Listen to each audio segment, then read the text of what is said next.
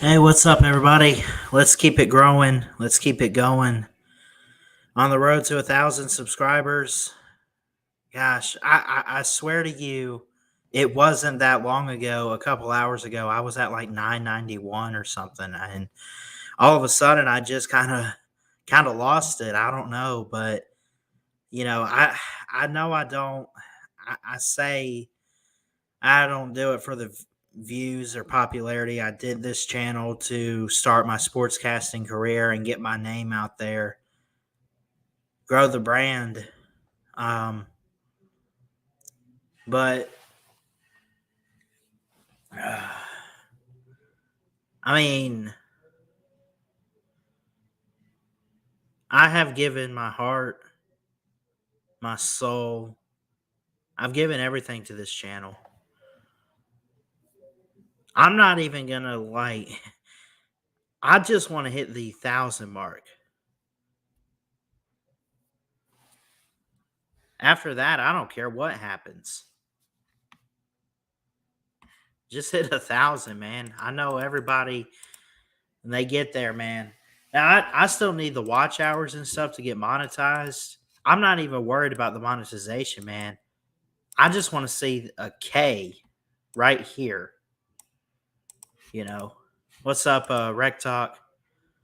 What's up, Twisted Rooster? My man. Let's go to this view here. So, anyway, let's keep growing, man. I can drop the link if you guys want to come on and hang out and talk. But I'm not gonna like be on here until we hit it because God knows how long that's gonna take. But figure we hang out. I, I mean, the basis of this is kind of talk about growing the channel. Am I doing some things wrong? Am I going the wrong direction? I hope not. I do the team previews and I'm trying to work on some notes for a college football flashback. I know I said that's going to be a summer thing between like June and August. I already know what game. I already know what game I'm working on, and I'll go ahead and let you in on it. 1980 Sugar Bowl between Notre Dame and Georgia. That's it. Hashtag 1980. Now, I know that doesn't really, tick off a lot of Georgia fans anymore because they're back to back champs. I hope it doesn't, make them mad. I would hope so. Um, if that still upsets Georgia fans after back to back national championships, I don't know what's going to make them happy, man. Let's refresh this. Have we grown? Not yet. Not yet. What's up, Gamecock? Chuck? What's going on, man? Keep grinding, brother. I will always help where I can. I can't jump on at this moment, but absolutely supporting you, my friend. Thanks, Rooster. I love you, brother. I appreciate you. Man, we got a couple people live. Selene Driver's live. NHL is live. Cornhole is live. Vanderbilt Athletics is live. Gonna upload tonight. I'm waiting for it to finish downloading on my computer. But gonna upload the Oregon preview is our next preview. The Oregon Ducks. I'll go ahead and let you in on it. I think that I'm very high on Bo Nix this year. I think he could, if he plays his cards right and gets better, he could have a Heisman like season. I'm not saying win it. I don't. I don't think he's gonna win it. I still don't know who I'll pick to win the Heisman, but Bo Nix, I think, is a wild card guy. I think that he has that talent in him, but at the same time, someone needs to bring it out of him. I think he showed a little bit of that last year. At times he looked great. At times he looked kind of bad. But I think that he. What's up, homegrown cowboy? I see you in there. Um, at the same time, Bo Nix, he's had his good and bad moments, but I think that he has potential, even on the next level too. See, I got 5 notifications here. What we got? Angels, Astros, Gamecock Central, Crimson Tide Sports Network, Hawkeye of the Storm, Celine Driver. What is this? Unannounced Saturday stream nobody will watch.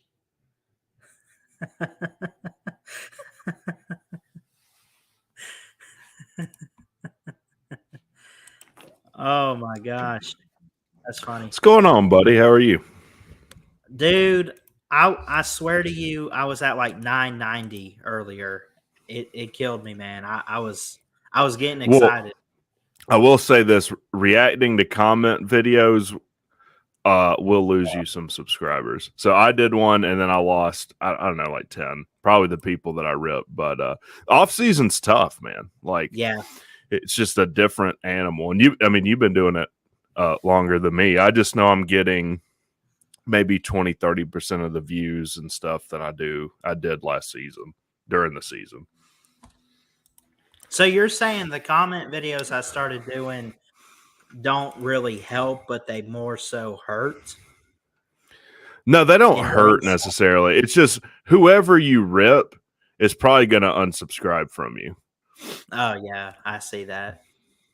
I don't think on yours, like you were very, I don't really think that applies to yours. You were very mild. Like on mine, I was not so nice. Yeah. At all. But no, man, I just think like, hope you get to 1,000. Yeah. It'll happen though, man, for sure. Oh yeah. And if you're not subscribed to this guy, what are you doing? Subscribe to him. Turn those notifications Subscribe to Rec on. Talk too. I don't know how you did it, man, but you put out content. How long have you actually been on YouTube? Because I've only known you for a few months. When Collins got fired the following week, I started my channel. So that was like first week of October, I think, last year. Oh wow. Okay. So I started at the right time. So there were a lot of people because look at all the coaches we've hired. Like every hire we've made, I've got to do a video and people were looking for that. Plus, you're in the Alabama market, which is, I would think, somewhat saturated. Like there ain't no one talking about, Georgia Tech on YouTube except for me and C-Dog, basically. Yeah. You think I always say Roll Tide in my videos just because I'm an Alabama fan. I wonder if they say, "Oh, this guy's a gump. He don't know what he's talking about." Well, I'm sure some people do. I mean, I would think. Yeah. That's part of the good thing though, is like no matter what, like when people who hate you are watching you, that's also good. Yeah.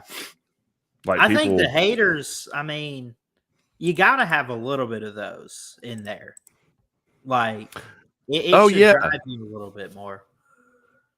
Oh, yeah. The Georgia. Now, I don't poke the bear quite like C-Dog does when it pertains to Georgia, but there's definitely a good many that get in the comment section. One of them called me a kid over and over again in a comment. I'm 32, sir. Not a kid. I'm a grown man. But I like that. Like the only way I would ever block someone, like I won't say what would get you blocked from my channel, but it's maybe one or two things. Like, and it ain't because you disagree with me. Yeah, no, I don't actually block. I hide troll comments. I just kind of hide them. Like, there's like weird ones where they like it's almost like they're promoting like porn or something, and it's like I don't know if you've seen. Well, that's one of them. Oh, dude, I've been P-bombed. I was P-bombed on a live show. Like maybe my third live show, I got P-bombed, and then they'll be like it hadn't happened in a while, but you'll have like one of those sex bots that's like posting a link to the OnlyFans or some nonsense. Exactly. That'll get you blocked. Yeah. But just I'm an idiot is totally fine because a lot of people that know me share that opinion. Let me see your watch, man. I noticed your watch. What is it? What kind of watch is that? It's I like a it. Citizen brand. Okay. I don't You know know, the model, but I love watches. yeah, Like a lot of people have these smart watches. Like watch is jewelry, man. You know, yeah. you need to. Grown men wear wristwatches. Well, you watch Celine, right? You ever watch his watch reviews? I don't watch. Oh, I've seen one Celine video, and I talked about it on TK's show. But I do know that, like at one Slob Olympics, he gifted everyone's watches. We should be natural allies. So yeah, Yeah. maybe I need to reach out to Celine. Yeah. Well, what do you got going on, man? Because you put out a ton of content. Like you have an SEC show, right? Well, this week is what I'm calling conference week, where, and I know you kind of gave me some feedback on it, and said like it's a strong commitment. Just for me, I'm just saying for this guy, doing something every day of the week is tough. Yeah. Yeah, like I said, I pulled it off last year, but we're gonna start on Monday. We'll do like a 3 p.m. Eastern show. I talked to Twisted Rooster and Mayhem Matthew about being on there because they're SEC guys. I have Sea Dog said he would do the ACC on Tuesday. But that's at 6 p.m., right? Yeah, 6 p.m. The Big 12 will be Wednesday. I'll do that around 1 or 2 o'clock. And then I got a very special guest on Thursday for the Pac-12. He's actually with the voice of college football and Mark Rogers and all them. Tony Altimore, I guess. I'm trying to think of what team he does a lot USC. of Pac-12. USC, that's it. Yeah. So I talked to him on Twitter because I had just released a video on the Georgia Tech financial situation, and he's kind of a financial connoisseur. Also, he's a really good guy. Follow him on Twitter. What is his Twitter handle? It's at like TJ Altimore, I think. Yeah, go check this guy out. He puts out some good stuff. TJ Altimore. And then for the Big Ten, Joey Foster said he said it's not a guarantee, but he could probably get me a guy from ESPN by the name of Tom Luginbill. I don't know if you're familiar with him. No, but that's a big deal. I mean, it's a real big deal. Let me see. That one will make me nervous, man. I got to really clean it up there. But it'll be fun. Yeah. Yeah. What's up, Loganville? Luginbill. Yeah. What's up, Sorgi?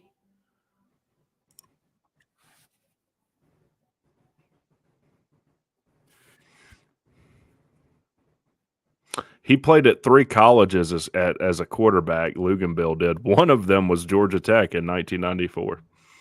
Yeah. Do you remember him playing? No, because I was 4. But in fact, speaking of, how old are you, Ballard? I'm 21. I'll be 22 in December. Oh man. Yeah. 21. Oh yeah. Did you get tore up on your birthday? I didn't get tore up, but I definitely tried some ale, and I didn't like that. I went for a fruity thing at dinner, like kind of like one of those. I think it was like pina colada, I think is what it's called. But was it an apple teeny? Is that what you ordered, Ballard? It might as well have been. I'm a wuss bag when it comes to. No, it's good. Here's what people won't admit about alcohol: is it tastes horrible. Right. You don't run a 5K and like, man, I'm so thirsty. I wish I had a shot of whiskey. No, Right.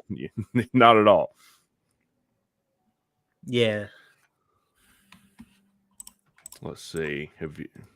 See if your sub counts moved. Did you start at 983? I did. Okay.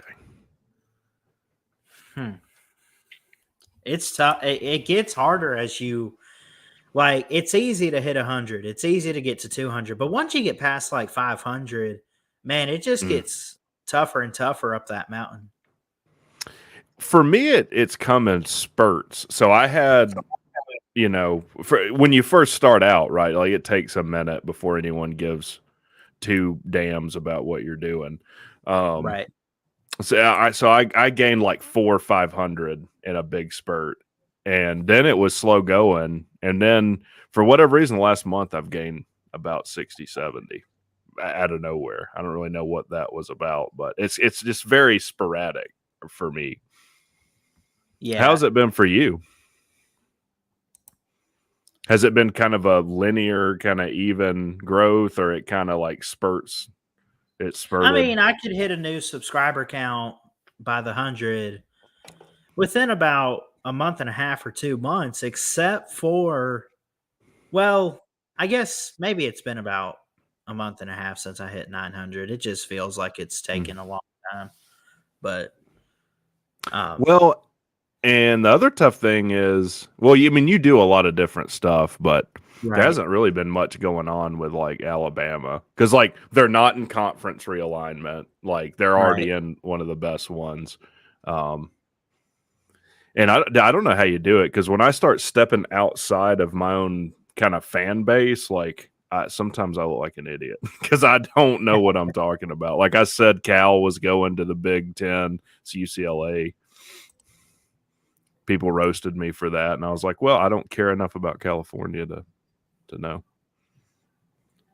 I'm going to put a community post out with your channel link. Thank you, Sorgi. I appreciate that. You know what? I'm going to do the same. Yeah, man. It's a good idea. I'm going to cry tonight if we hit it. I might cry right on this air. Let's see. We need to go to studio. I find like doing community post is like needlessly complicated for some reason. Like there's not like a quick link I can hit for it.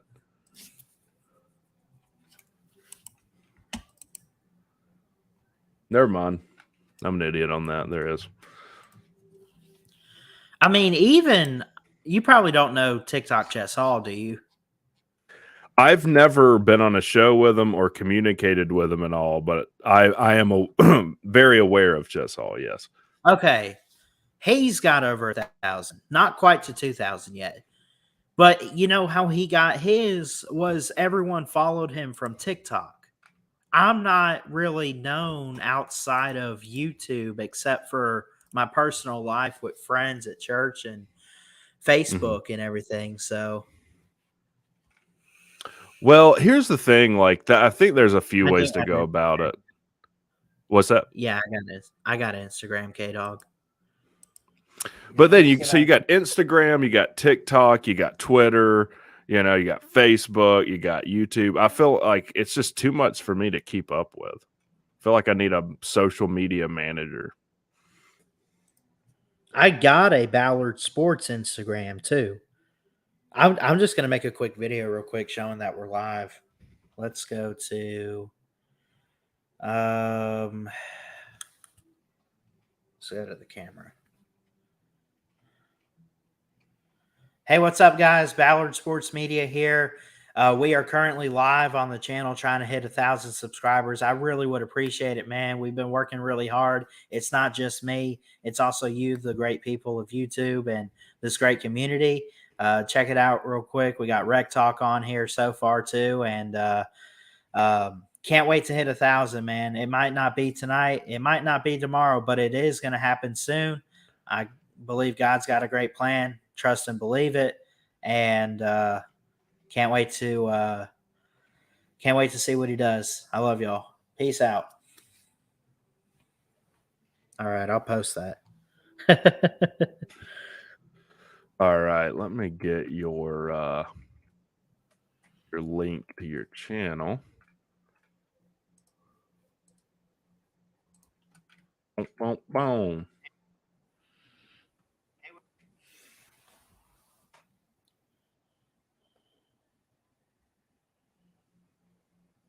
Done. I told him like, let's support my boy Christian Ballard. If for nothing else, then Alabama's broken Georgia's hearts more than anyone else. They're our only hope now.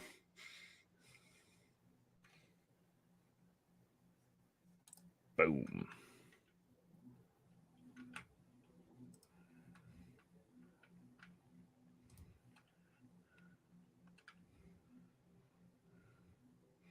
Hashtag college football. Yeah, right. Get some college football fans specifically. I mean, that's what we talk about on here. Sports. Ballard, Hashtag Sportscaster.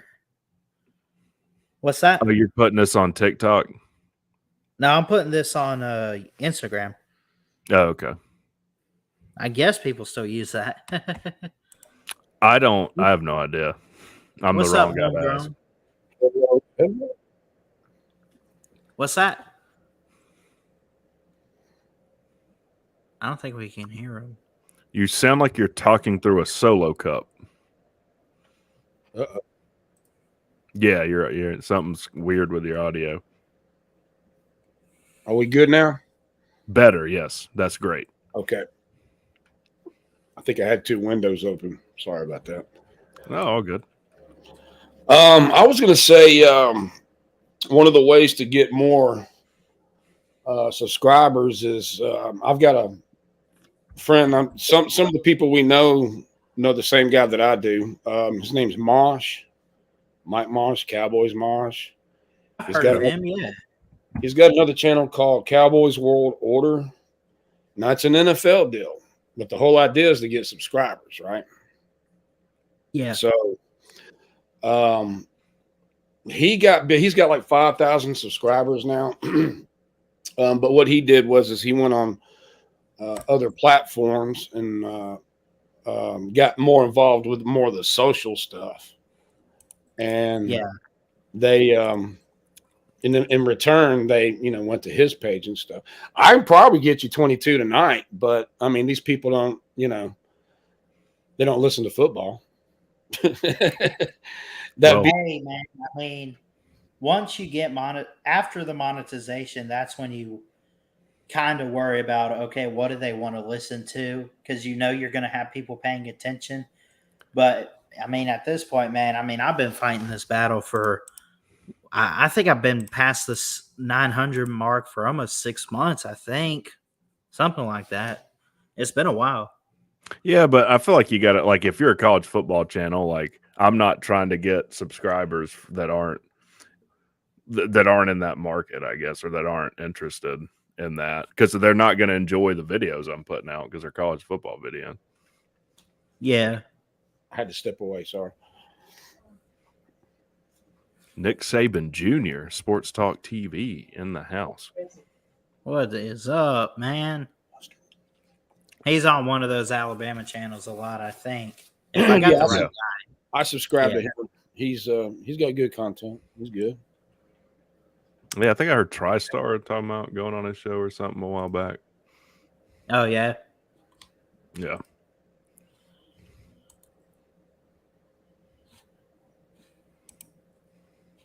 I should have gone live on Facebook too. Hold on.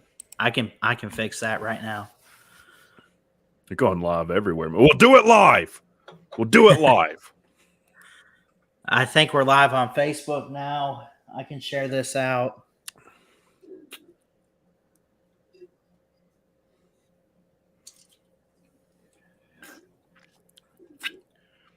So I feel like, just so the people know what they're getting, Ballard, what would you say is the hottest college football take you have? In regards to what? Because I mean, there's many different directions you could go with that. Well, for instance, like, I don't know, like Mayhem thinks the SEC East is, just way better than the West. Like, I would say that's a hot take. I'm going to say, because there's still people that, there's a lot of people that still rip on the ACC. I mean, I'm not even just saying that because you're here, but I think it's a better conference than people make it out to be, honestly. I think that's a bold take, and that I think that teams in that conference get overlooked. Duke is going to be one of them. Like, Duke showed out last year with 9 wins, and if they win 9 games or something again this year, someone will hire that coach from them. Duke's not a bad football team. In fact, if you're a good go ahead. Mike Elko, right? Yep. I think, yeah.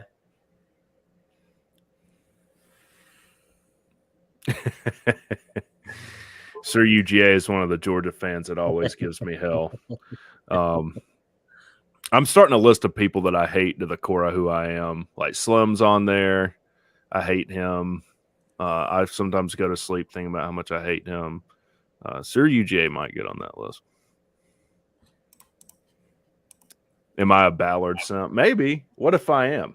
What if I am a Ballard simp? What you gonna do about it? Yeah. But yeah, no, I kind of agree with that. Now, the ACC is in a tough spot, obviously. I mean, the bottom of the ACC would be what? I guess like Boston College, we would be in there right now. What's going on, man? Oh, hold on. He's muted. What's up, Cody?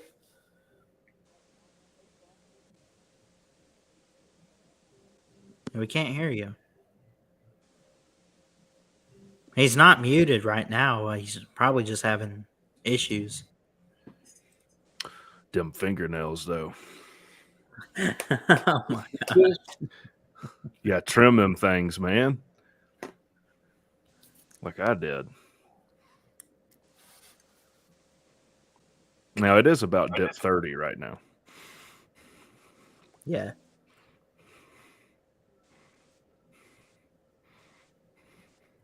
But I mean, like I for those that don't know, I started this channel in pursuit of sports journalism and sportscasting and everything. And I've had my mistakes here or there. I think we all have, but now I view it as like I'm still going to pursue that career, but it's just become such a great community, and I just love everyone that's taken me in as one of their own, man. I mean, once you start meeting people, like there's Rec Talk on here, there's Cody. I think of people like Sea Dog. I think of the OGs like BVD and Lou. Once you meet them, man, I mean, it's like you just don't want to leave that. And you're leaving out Law Tide. He's another Law Tide, yeah. OG. Who could forget, man? Yeah, like you didn't go to the Slobs this year, but like when I went to the Slobs, like I had no idea that existed. I was like, oh my God, like I met Law Tide and Lou and Pete and all the guys. And you're right, it is something that's really cool to be a part of. Yeah.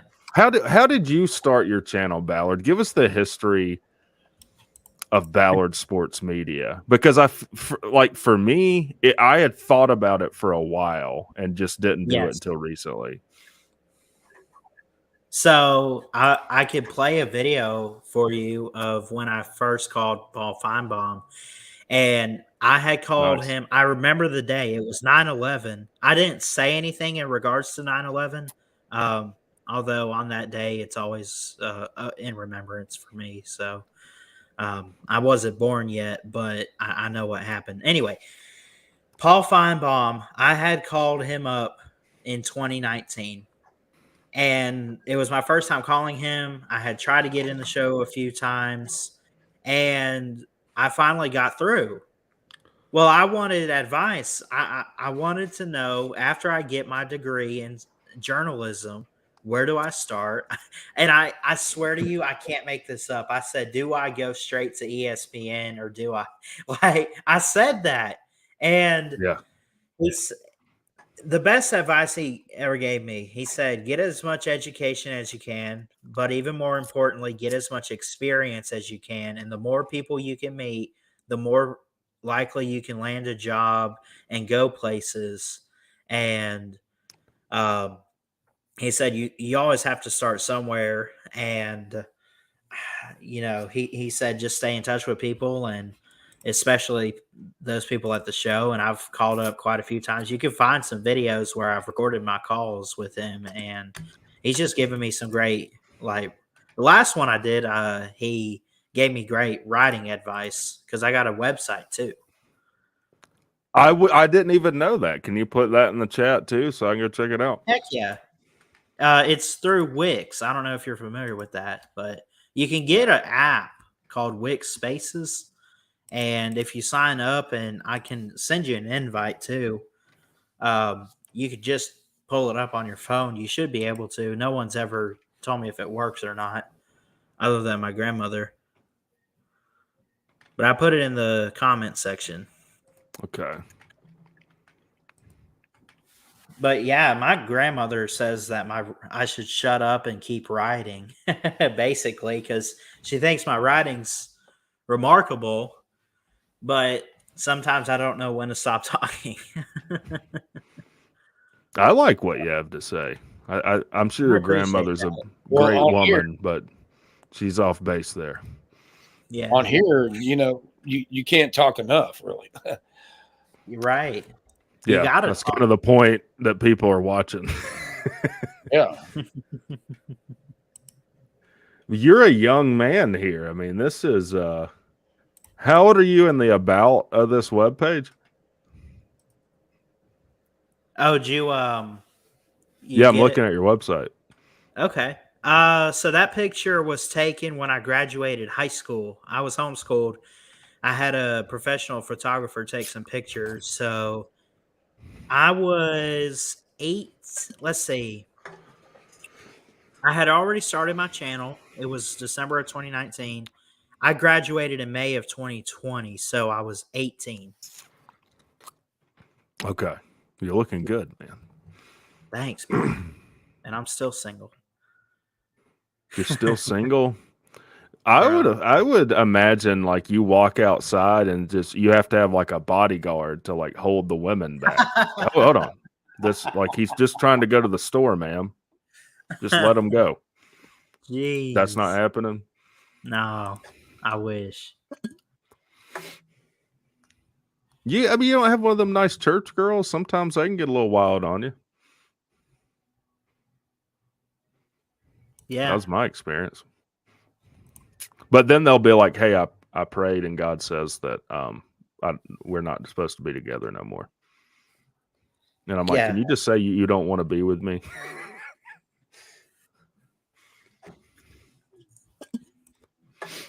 Do you live in Alabama? I do. Are you in LA? A what? Are you in Lower Alabama? No, Alabama? It's more north, actually. Okay, like north of Huntsville? Well, no, it's let me around think. Coleman. It's south of Huntsville, but it's still in the northern part. I'm actually in Coleman County. Okay.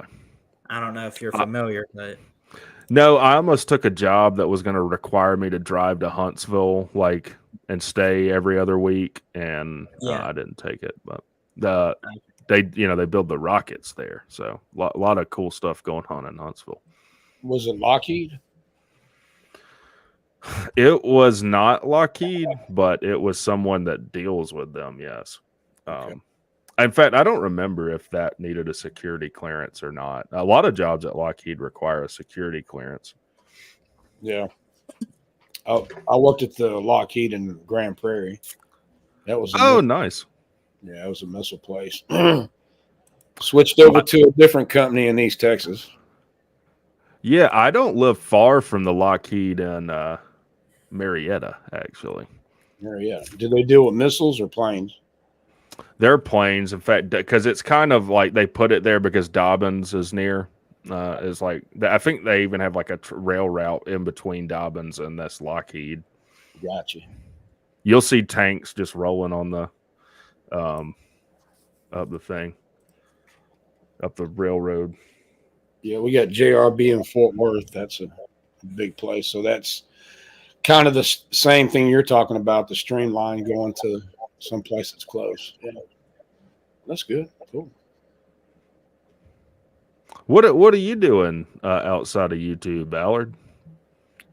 I am a student in Hanceville, Alabama, at a community college called Wallace State. I go there. I'm part time, so I go 2 days a week for classes, and I'm pretty active in church. Like today, we had what they call First Saturday Serve, where they do outreach in the community, and we did a bunch of yard work at someone's house today. So I can keep busy. I heard that. Hello, Twisted Rooster. Yeah, Rooster, you want to get in here, man? Anybody's welcome. I can put the link again. Hey, there we go. Yeah, Thank you, Melanie. Thank you, Melanie. Hello, Melanie. Thank you, Melanie. Come here from Sorgy Stories. Sorgy, I can't thank you enough, bro.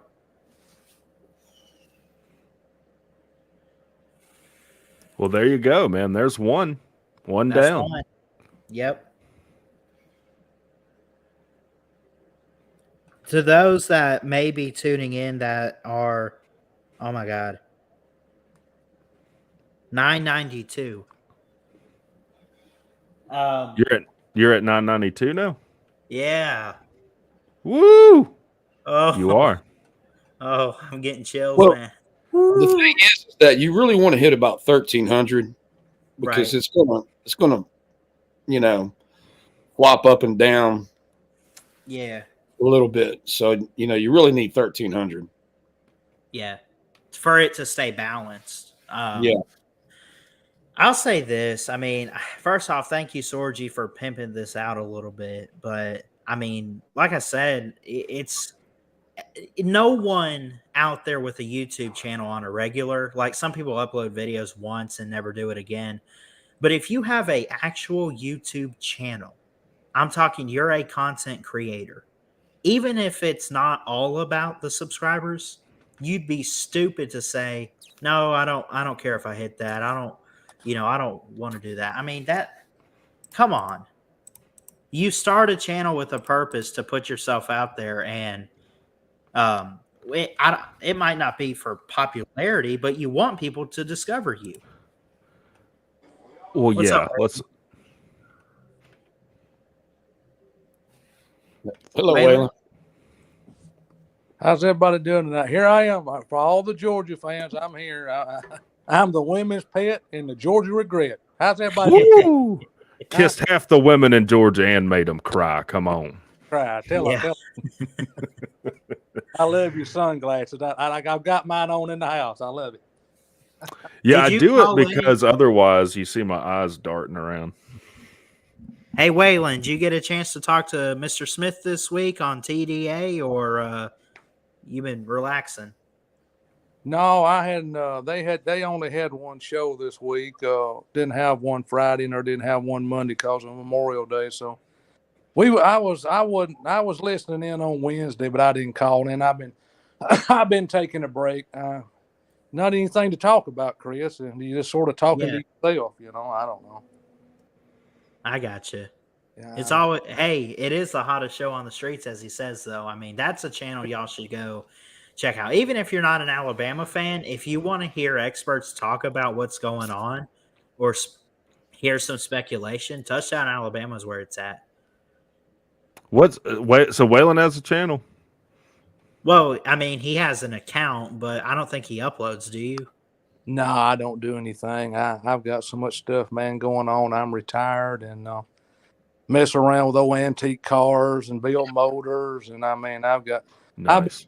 I've been aiming to start one for a long time, but I just I can't find the time to do it. I just can't do it sometimes. But No, you call in a lot, though, right? Yeah, I usually call in a couple of times. I see you, Nick Saban Jr. What's going on, bro? I've been on his show couple, 2 or 3 times. Nick's a good guy. Y'all are subscribed to Nick too. Yeah, I call in usually about once or twice on TV. Yeah, I've seen you before. Well, obviously, I'm always going to love an Alabama, man. I need y'all, if you catch Georgia in the SEC title, to take care of business because I can't stand this Georgia success. It's making me sick. Well, It's Rec making us Talk, all sick. if you don't mind, post your or Ballard, if you can post Rec Talks link, I'll do the favor for you. Yeah, I can do that. Yeah, I was telling Barrett, I actually just go ahead. Am I subscribed to you, Rec Talk? No, I'm just kidding. That hurt here and here. Yeah. I went up to Jack's a while ago, and before I made went across the railroad tracks. We didn't drag race tonight. We was off this weekend. We had some people that had some emergencies in the family, so we took a weekend off and went across the railroad tracks. And I had 3 cop cars behind me, lights on, Chris. Oh, wow. And I rolled down the window and I said, "Don't you know I own this town?" How was that received? He laughed, and I rolled the window back up and left. He said, "Did you we caught you doing the U-turn?" I said, "Don't y'all know who I am and where I live?" And I said, "Well, if you don't know who I am and who I live, you must be new on the force. Stop by next time I'm cutting grass, and I'll let you help me." I love it. I did. That actually happened. That's a true story. I mean, I thought to myself, they fixing to bust me. They gonna get the old man. No. Well, when you said you had a bunch of cop cars on you, I thought you were saying you used to be a Georgia fan. I didn't. No, know. Yeah, put them in jail. Put them in there. Yeah. Where's Sec Dog? I want some of Sec Dog tonight. Is he not on here tonight, Chris? SEC dog?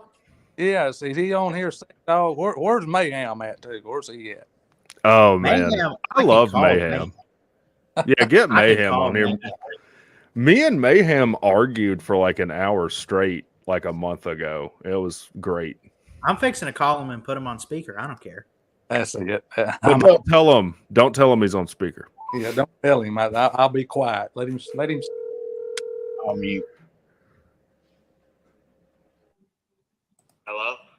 Hey, Hey. get your tail over here. We got a show to do. All right. Give me 15. All right. All right. No, now. That's a friend right there. That's a friend. He said, be there in 15. How many people can you call and they'll be there in 15 minutes? Right. Now, last time he and I talked, he said that Steve Sarkisian was going to be fired within 3 years. Yeah, Mayhem likes to say verifiably questionable things on the regular. Yeah. That's pretty bold considering that Arch Manning he recruited Arch Manning. So that's you know what? Nick's getting fired this year. Hot take. That's it. Let's see, somebody else out there hollering at us, Chris. Roll Tide, rise up. I see you, baby. How you doing on Saturday night? Oh my gosh. I'm getting all the TVA Yes. over here for you, Chris. All of them. No, look who's talking here. Who's on? Chess raid. TikTok Chess Hall's raiding my channel, bro. All right. Let's go. The unprofessionals. Here at it. Alabama Tide, roll Tide to you. Well, you want me to go? Alabama baseball is up 2-0. I like it. I like the sound of that. You want me to go ahead and start stirring the pot here, Chris? You want me to stir it a little bit? If you want to. I don't know if y'all was watching Feinbaum Friday. I was at the shop and had the TV on, and Michael Brighton come on. Are y'all familiar with Michael Brighton, his channel? Y'all ever heard of him? No, sir. Well, look him up on YouTube. MICHAEL Bratton, I guess. We're one away. One away. You one away. Somebody hit it. You one away. Oh my God. He said, You hit it. You hit it. yeah. No. Where you at? I see 995. What you got? I Oh Son of a. He hit it. 1 times 10 to the third. Here we go. There it is. See, we brought you some good luck tonight, Chris. See what happened? Hello, Duke Bothers. You got to give all glory to God first, man. I mean, God does things in your life you wouldn't believe. You done. Oh my! You done good. You done good. You need to say. You need me to send you a drink through the mail or something? Maybe that's why they stopped. I'll take a nice course. How about that? I guess that's why they stopped me. They thought I was drunk. I'm too damn old to get drunk and drive. But anyway, he was. He said Nick Saban was running from college football and was afraid of college football, and LSU would win the national championship this year. Y'all take that and run tonight on that. Y'all want to hear some comments on that?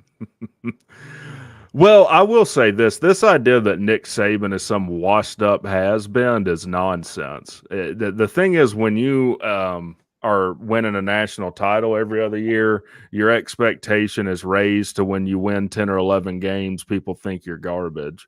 And I think Nick's still got something left in the tank for people. I wouldn't be sleeping on Alabama.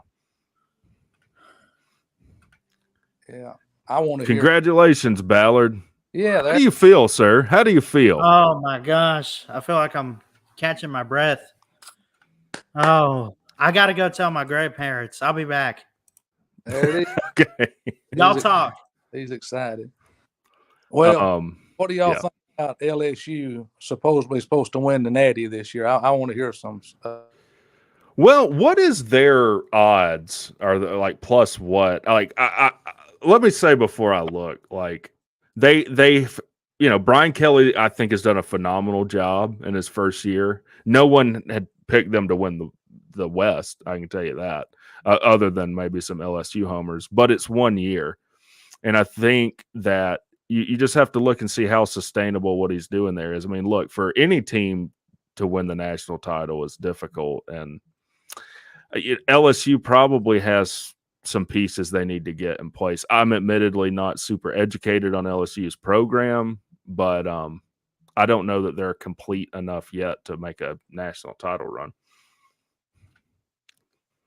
Well, I'll say this: he left Notre Dame because he never has forgotten that butt whooping he took in Miami yet. Oh, Jesus. And I mean, he took it with a running game. Alabama basically didn't pass. I mean, they passed some, but Eddie Lacy, I mean, nobody could stop him. Okay, Ballard. Is he on?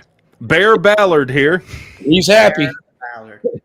Sorry, Waylon. I had to make a comment, bro. No, go ahead, man. I was just waiting on him to come back, but he comes to LSU, and I just don't think he'll have the success that I don't think he'll even touch Les Miles. I don't know what y'all's opinion is about that, but I don't think he'll do what Les Miles done. Well, Les Miles won a national title. I mean, LSU is a weird place where they've had three different coaches win natties there. So, I mean, they got something brewing over there. Now, I don't know how great Ed Orgeron was. I kind of think he hit lightning in a bottle with that Joe Burrow and the offensive pass game coordinator he had that ended up going to the NFL. But I don't know. We'll see. Like, I think LSU is a very talented team. They're one of the better teams in the West. And look, I hope they do well this year. Either y'all, or if it's y'all or Alabama or LSU that catches Georgia in the SEC title, assuming they make it there, I'll be rooting for you.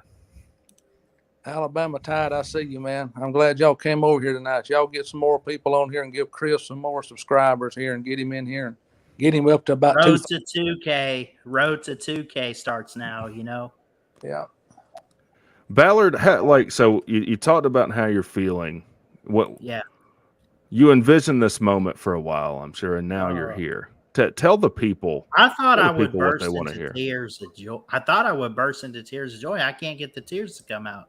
I mean, I'm just speechless, man. I mean, I've been on here for, let's see, 3.5 years almost.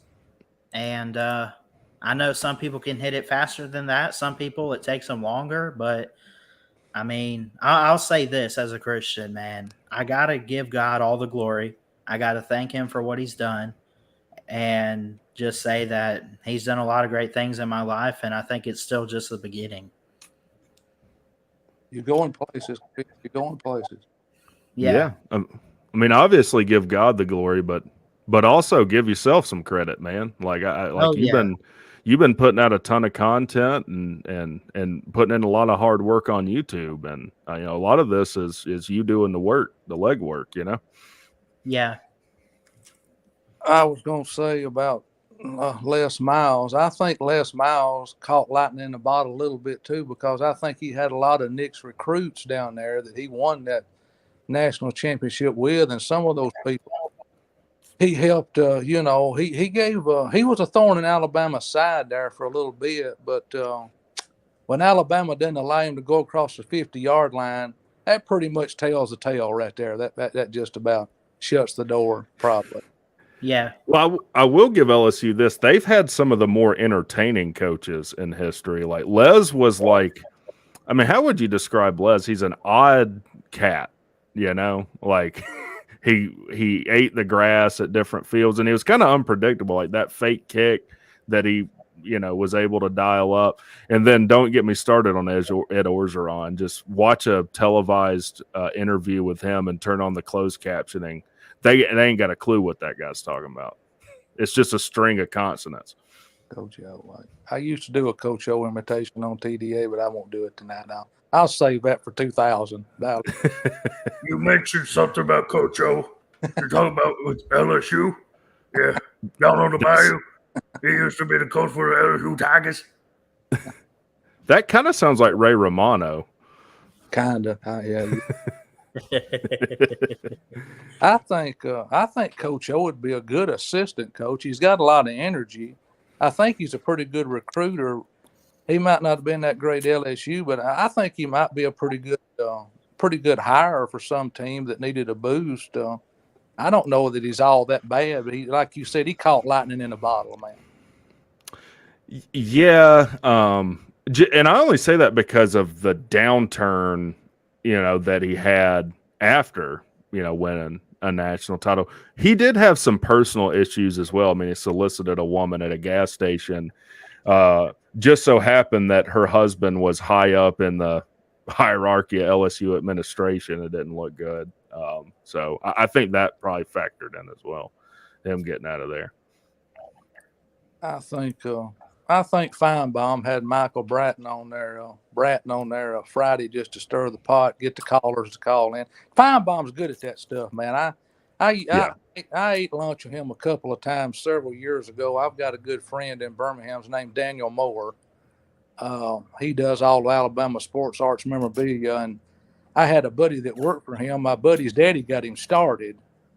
Mr. Mobley did, and I happened to be over a couple of times, and Paul came in. He's big friends with him, but he's a totally different person outside of his TV show and his radio show he used to do in Birmingham. I knew where he lived. I knew his wife. My wife worked with his wife. She was a physician over at St. Vincent's at one time, but he's just a totally different. He don't even talk that stuff when you're out in public with him. He's a totally different guy, man. Well, yeah, I mean, he's got to be an entertainer, right? Like, do I think Skip Bayless is as idiotic as he appears on TV? Probably not, but you know, people like to watch you say, you know, kind of crazy stuff and argue with you. I've had a conversation with Skip Bayless. He's actually pretty damn down to earth. Okay, yeah. Believe it or not. So all this TV shit's a put on. Oh, for sure. He's hurt now because Shay left him and he parted ways with him. So who's gonna take Shannon Sharp's spot? And Shay's not there. Well, they got to have a pro athlete, right? Like, that's kind of what Shannon's. Remember when Jalen Rose took him to task too? I'm assuming a good bit of that is staged. I mean, hell, even stuff on like YouTube channels is staged. But yeah, I don't know. I mean, I don't know how staged it was if Shannon left though. So I don't know. He's gone. Yeah, he parted ways with them. They said they'd come to a deal. They didn't give a number on what the deal was, but he's gone. He's done. He's done with them. So it is what it is. I don't know. Shannon's got a special place with me because he came out of Savannah State in the great greatest state in the union, in my opinion, Georgia. And Savannah's a great little town as well. I worked out of Savannah a lot when I worked in the union. We had a union hall over there, but Shannon came up the hard way, man. Like he said, he never used a shower till he was a grown man, never took a shower, never had one till he was in college, I guess. That's how poor those people were. He knows what he hasn't forgotten where he came from. Oh, yeah. You know. I'll tell you who else I think fits the bill for that on like the NBA side is Shaquille O'Neal and Charles Barkley. Like, I got a ton of respect for those guys. In fact, Shaq is in Georgia now. I said on another show, I think he's thinking of running for sheriff of Henry County. And if you know anything about Henry County, it can be rough. Well, he'll win it because everybody likes him. I mean, I don't know why he would want it, but if he runs, I mean, that's his job hands down, I guess, probably. Well, I think he legitimately wants to help these communities. Like that's what I could be wrong, but that's what I think. I mean, why? Like, he's already at the top of popularity, I guess. Like, he's as famous as he's ever going to be. I don't think it has anything to do with that. Well, I don't. I hate to jump off football back to basketball, but do y'all think the Miami Heat will beat Denver a game in the playoffs? Y'all actually think they're capable of beating them as big and strong as Denver is? I don't watch much NBA at all. Homegrown, you might know, would be better apt to speak on that. I'm more into the college part of it, but from what I hear with just the word of mouth and whatnot, Denver is probably the more powerful team. They're unreal, man. Denver reminds me of Alabama in 11 and 12 and sort of in 22. I mean, the game of the night, they just step on the gas a little bit and get ahead of them, let off of it, step on it again. The Heat just didn't have an answer for anything they could do the way I looked at it.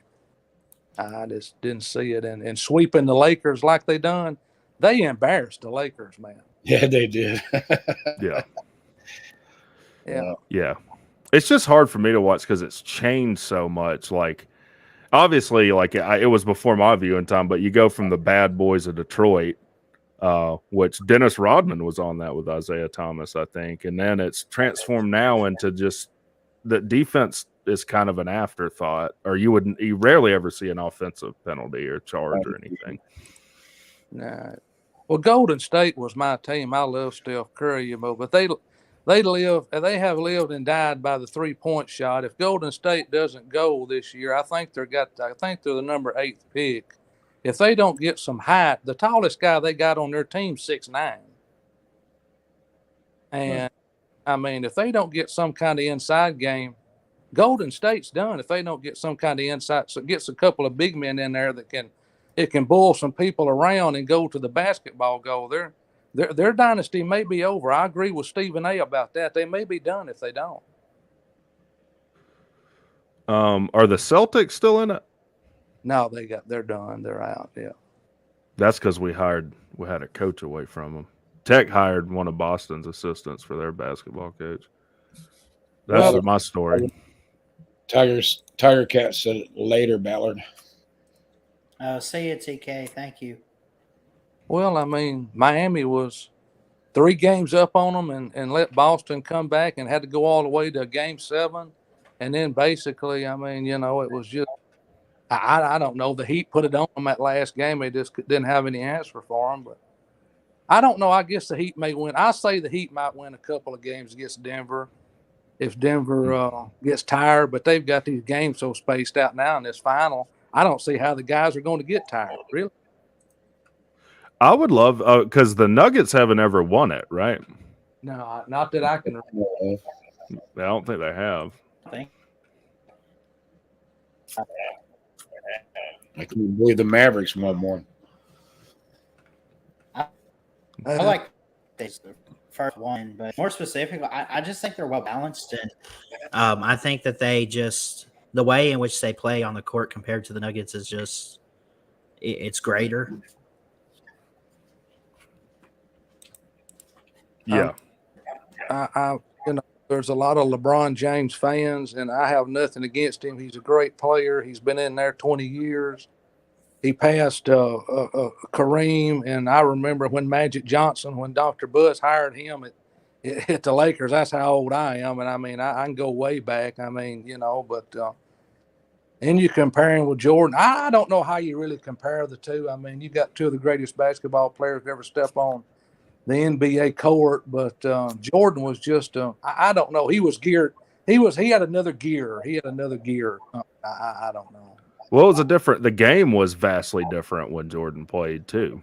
Oh yeah, the I rule. mean, he had to go through the bad boys of Detroit, right? Like they caught each other in the playoffs, like what, 2 or 3 years in a row. Well, the rules have changed so much since then. It's unreal. Yeah, they have. Like, I don't think flagrant foul existed then, right? No, it was just a foul. Yeah, I mean, yeah. Now you got, if you look at one of them the wrong way, it's like the NFL or college. If you look at the receiver the wrong way, they're going to throw a flag on you for pass interference. So, I mean, it is the way it is. But I'll tell you one guy that a lot of people didn't like, but you go back and listen to Isaiah Thomas, go back and listen to all the good players. They'll tell you Larry Bird would look at you and say, you do whatever you think you can do, but I'm going to take this 3-point shot and I'm going to make it, and you can't stop me. From everything I've heard, Larry Bird was one of the greatest trash talkers of all time in the NBA. He would get mad if you put a white guy on him. Yeah. He'd be like, "You're putting a white guy on me? I'm about to go for 60." And dang, man. He would. He would too. He'd tell me that all I was talking about that trash, way he'd trash talk them. Them young boys would come in just right in the NBA and say, "Y'all think you're gonna stop me? Watch this shot right here. I'm just gonna put a 3 on you." Man, I remember him on TV shooting behind the basketball goal and it going over the goal and in and scoring. Y'all remember when that shot was legal? Are y'all old enough to remember that? Well, I'm not a huge basketball guy, but probably not. I mean, probably not. Bird could just Bird wasn't. He was a black guy. He was just a black guy, white. What he was, man. I mean, he could just play. Well, to me, he was kind of like. Do you remember Tom Glavine that pitched for the Braves? Oh yeah. There's nothing about either one of those guys you'd look at and say that's like a pro athlete, except for like Bird's height. Like, he wasn't like overly athletic or anything like that. The dude just won, he just was effective at what he did. Yeah, he was good, man. I mean, he was just he was in disguise. I mean, well, the black guys, Isaiah Thomas, them sit back and laugh about it. And when they sit around the table and talk about it, they said, "I think that guy was black." I mean, he just had moves that I don't know. Well, he was what? He was nearly 6'10". He wasn't no little bitty guy, but I mean, he could just. I'll tell you who he wouldn't play for is Bobby Knight. He said he was not cool with Bobby Knight. He went to some small school in college, right? That wasn't Indiana or whatever. It was like what Georgia Southern or something is to Georgia. He went to and took him to a Final Four, I think, if I'm remembering right. We were talking about that the other night on the show. I was with some guys on the show. We were talking basketball, and I'll be doggone, I forgot where he played college basketball. I have to excuse me, but anyway. I've got 3 screens. I'll use one of them to look it up. Just, I mean, I don't know. Like I said, I worked in Chicago in the 90s, and I happened to, we happened to get some tickets from the companies we were working for, and I saw the Bulls play in Chicago, and I mean, they were that's when Pippen was on the team and Jordan and I mean, those guys. Rodman. Yeah, Rodman was there with them also. And they were just, they just played with basketball teams. They just played with teams, man. They just. Yeah, it was Indiana State. I think Dennis Rodman might be one of the greatest defenders in NBA history. Like, Rodman could lock down whoever he was on. Rodman wouldn't, but I think he might have been pushing 6. I don't even think he is quite 6'8". He might have been 6'8", 6'7", 6'8", somewhere along in there. He didn't even play college basketball. He got discovered playing like pickup basketball, like in wherever he was living. Yeah. Yeah. Yeah. Dallas. What is that where it was? Yeah. Yeah.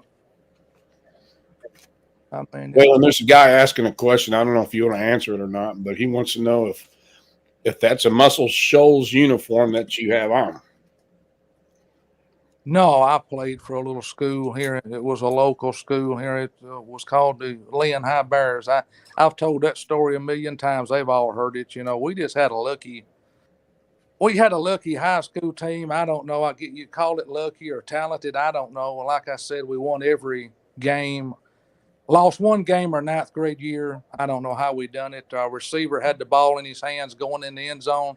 He dropped the ball on the 5-yard line and it went out of bounds. Oh man. That's and Dang. bless Wade's heart, he's dead and gone. He got burned up in a severe accident. Wade was 6'5" back then, and you didn't see many players in the late 70s. It was 6'5". No. Right. Not on high school football teams, and we didn't lose a season game in our 10th grade year. We won every game our 11th grade year. Won every game our 12th grade year. The times we got beat, it's when we went into the state playoffs and we started playing 1A teams in South Alabama that had the black athletes that were as fast as we were. Yeah. That's how we got beat. That's exactly how we got beat. We just had a coach that had I don't know, Dan Hogan, that was our coach, and he just we were running plays in high school. They were throwing flags on us because they didn't know I mean, we were crisscrossing and jumping out of position like a tight end does. Alabama down runs the other side of the line, sits down and moves like he's blocking. They didn't know they didn't know what kind of plays we were running, man. They didn't know what we were doing, and I don't know. We'd smoke them. I mean, that's just the way it went. I mean, like I said, it was just great memories. It's all gone now, but I guess we just got lucky. I don't know. Whatever. Yeah. It happens. Well, speaking of whatever happens, what's the who's QB1 for Alabama this year? It's going to be oh crap. I'm drawing a blank. The transfer? No. Ty Simpson. No. Mildew. What quarterbacks y'all have on your roster? We have too many. Dude, I mean, we signed what did we sign, Waylon? Like 2 or 3 different guys in the same class? Well, Thanks, Raymond Jimmy Taylor. I'll let y'all discuss. I'm gonna take a drink. I'll say this and let y'all run with it. We've got 5 quarterbacks in the quarterback room now. People say we've got too many. No, you don't. That's just the way I always looked at it. The more, the merrier. Yeah, you can only start one. Because you can only start one, but if you've got 3 or 4 talented guys, and I think Nick knows he does. I think he's just Nick does a lot of strange things. I don't really know the answer for it, but if one of them goes down, I think he's got enough talent. He knows he's got another one that can step in and probably do just as good as that one does. Well, you did it with Jalen and Tua, or was it Hurt? Yeah, Hurt and Tua beat Georgia with both of them, like in back-to-back years. Yeah, you brought Buckner in from Notre Dame, right? Yeah. So I think Waylon might be right. Was it you that said that Saban probably brought in Buckner to motivate the other guys? And someone said that. It might have been Waylon, but I don't want to put words in his mouth that probably didn't come out. But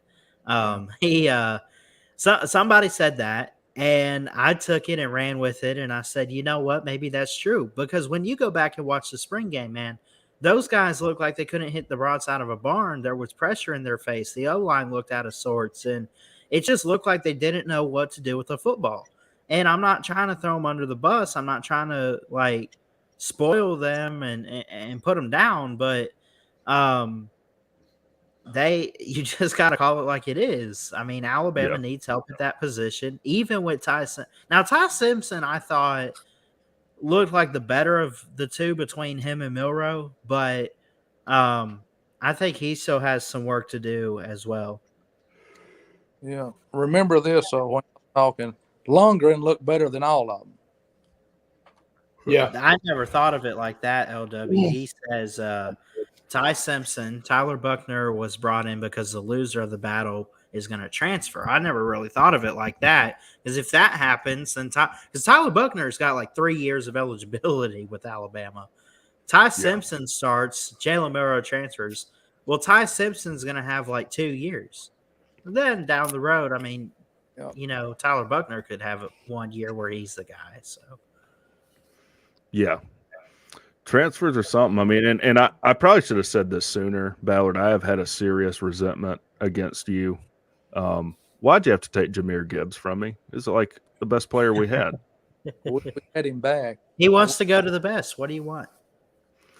Yeah, Jeff kind of did a number on us there. I don't blame him at all for transferring. When you're an NFL talent guy, you got to go where you're going to get noticed, and it worked. I mean, you had 2 running backs go in the first round, both of which were coached by Tashard Choice, who's a Georgia Tech great of the past, and I think he's at Texas now. But I just hate that the Lions drafted Jahmyr Gibbs, because they completely ruined Calvin Johnson, who was probably, in my opinion, the greatest wide receiver of all time. Very tragic. I mean, it's like Barry Sanders. And then friggin' Matt Stafford gets out of the Lions and wins the Super Bowl first year out, and no one could do that for Calvin. That's a good point. Yeah.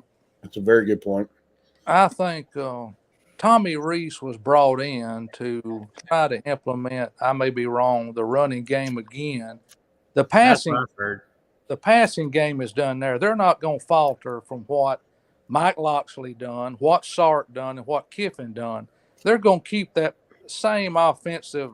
The plays and stuff are going to stay the same, because they know if they got a quarterback that's got an arm and they got the receivers can get open, I mean, the running game is what's a lot. But I mean, I don't know. It's not the worst part of their football team. The worst part of their football team always, in my opinion, has been the last 4 or 5 years is the secondary. Oh, yeah, I've gotten torched a few times. Yeah, too many. Well, Tennessee threw for. I mean, how many yards of offense did you give up to Tennessee last year? Too many. I mean, it had to be 500-600. Yeah, and still nearly beat them. Yeah, that was Tennessee's defense was about as bad that game. That was the thing. Oh yeah, they were. They were what, 80, 81, 8. Well, what were they? I don't know. I've done forgot 80, 79 or 80. I mean, their defense, that was their pass defense. And when that stinks, man. I mean, they stink. But you could make an argument that Tech's defense was better than Tennessee's defense last year. A lot of teams. I mean, a lot of teams were better than Alabama's defense. I don't know. I never was a huge Kevin Steele fan. I can't coach football. I mean, I fell off the bandwagon when he went down the barn at all. I mean, I know you got to make a living, and it is what it is. But Kevin Steele may bring back some of that old grit. It used to be, that Alabama used to have that so many people were scared of. He came from Miami, right? I don't know where y'all got him from. I just don't think he'll ever do what Kirby Smart done at Alabama. And now I'm upholding. He was previously at Auburn too. Yeah, he just won't do it. Well, I don't know that anyone's going to do what Kirby did. I mean, look what he's doing at Georgia now. Kirby, you could probably say, is the best defensive mind in college football right now. I agree. Yeah. That defense is his. Yeah. Bobo will run the offense, and but that defense is Kirby Smart's, and I give Georgia all the praise. I don't say this on a lot of shows, but I mean Kirby took the same mentality from Alabama to Georgia, which it was easier to implement than what Dabo done when he left Coach Stallings and went to Clemson and implemented the same things that he was learned at Alabama, which might be easier in the ACC, which is a weaker conference. But I mean, a lot of people argue me because they don't like Dabo. They don't like Dabo because Dabo beat Alabama twice. Well, it was definitely harder for Dabo. Like, I know a lot of Georgia fans have been sour on Mart Rick. Mart Rick won a ton of football games. Mart Rick won 10 games the previous year to Kirby getting there, I'm pretty sure. And when Kirby took the Georgia job, he had a laundry list of things that the school was going to have to commit to, a lot of them financial. Dabo didn't have that, though. Not to take anything away from Kirby, but Dabo definitely had a harder path to the top of college football than Kirby, I think. I'll agree with you. I mean, it was a harder path, and I should have said it that way. You're right, 100% correct. Harder path in a, like I said, not quite as hard a conference as the SEC is. Sure. Yeah, no, the SEC is the best conference in college football. I mean, I'll say that. I mean, it is. But like Clemsoning was a thing for a long time. Like Clemson and Georgia were in the same boat for a while where they just couldn't get over that hump to the top. No. And that I've said this on other shows, like it does make me wonder what would have happened with Mart Rick had there been a playoff when Mart Rick coached Georgia. He would have made the playoffs several years when he was there. And I'm not so convinced he probably wouldn't have won a national title in one of those years that he made the playoffs. I can agree with that too. He was that good a coach. Well, I really like Mart Rick. Like I know he coached at Georgia for a long time, but I think he's a fantastic guy. And I actually, because I grew up near Athens, hung out with his son a little bit. He went to Prince Avenue. Now I didn't go to Prince Avenue because I didn't grow up wealthy, but also a good dude. Well, it's these people. I think y'all mentioned a while ago. I think Mayhem mentioned, Sark was on the hot seat. I think Sark is. I think he's heating up a little bit, Sark. But if he comes into Bryant Denny Stadium, the house that Bryant built, and lets out, and Alabama shellacks him, but he's still going to have to go back and win his conference. If he does not win that conference this year with the talent he's got more talent than any Mack Brown team, I think. Mack Brown had at Texas. He's gone. Those guys, the people, everybody says, they can't pay him that kind of money. That's chicken feed for those guys out there, man. Hey, Ballard, post the link for your buddy, if you don't mind. Oh, man. Okay. Yeah. Sorry. I don't want to talk about money because Tech, I just found out, is $300 million in debt, and I'm kind of trying to take that in. Well, I mean, when you talk those Texas teams, Texas A&M, you got one billionaire man after the next billionaire guy sitting on the board. It's just one after the other. I'll tell you who's going to get a check if he don't win more than 10 games this year, and Alabama thumps them. Y'all know who that's going to be at Texas, at Texas A&M, don't you? That's going to be a little Jimbo Fisher. Man, I don't know. What's his buyout right now? It's 50, 60 million. 90. It's got to be more than that. It's over 90 million. And I know they have a lot of money, but that's a lot of money. I think it's between 70 and 80 right now. Could you imagine, like, why can't our jobs be that way? Like, I do horrible at my job for 3 years, and they pay me several million to not work for them. I want that job. Me too. Yeah. Me too. Yeah. Well, they stepped on themselves. They thought they had something. It just goes to show you how poor the management is in the front office at A&M. I mean, they have literally shot themselves in the foot. Well, we took a bunch of transfers from them. I think partly Jimbo has kind of not changed with the times of college football offensively. Like, he didn't have an offensive coordinator. It's very rare that happens today. There's just too much going on as head coach for you also to be calling plays. Now, with Petrino coming in, that could be interesting because Petrino is a piece of crap human being, but he's a damn good OC. I can tell you that. He was one of the best at one time. He was probably one of the best in the game at one time. People have forgotten that. You're right. Yeah. I mean, I don't know what happened at Louisville and stuff. And like I do dislike the guy. I mean, I'm a Falcons fan. You know, he told us he was going to be our coach. No problem. Then he's singing old Suey the next day. He put a letter in the players' locker room, didn't even talk to him in person. That being said, the guy knows offense. Yeah, they could be a little scarier this year than what we're thinking. I mean, Jimbo's going to have to do more than. I mean, he's been 6 years. He's never had 11 win season. The only thing he's done is beat Alabama one time. How much longer are they going to keep him? How much longer is he going to stay there? I just don't see it. I think he's on. I think if he's got hemorrhoids, he don't have them anymore because that seat burnt him off. It's so hot right now. Yeah.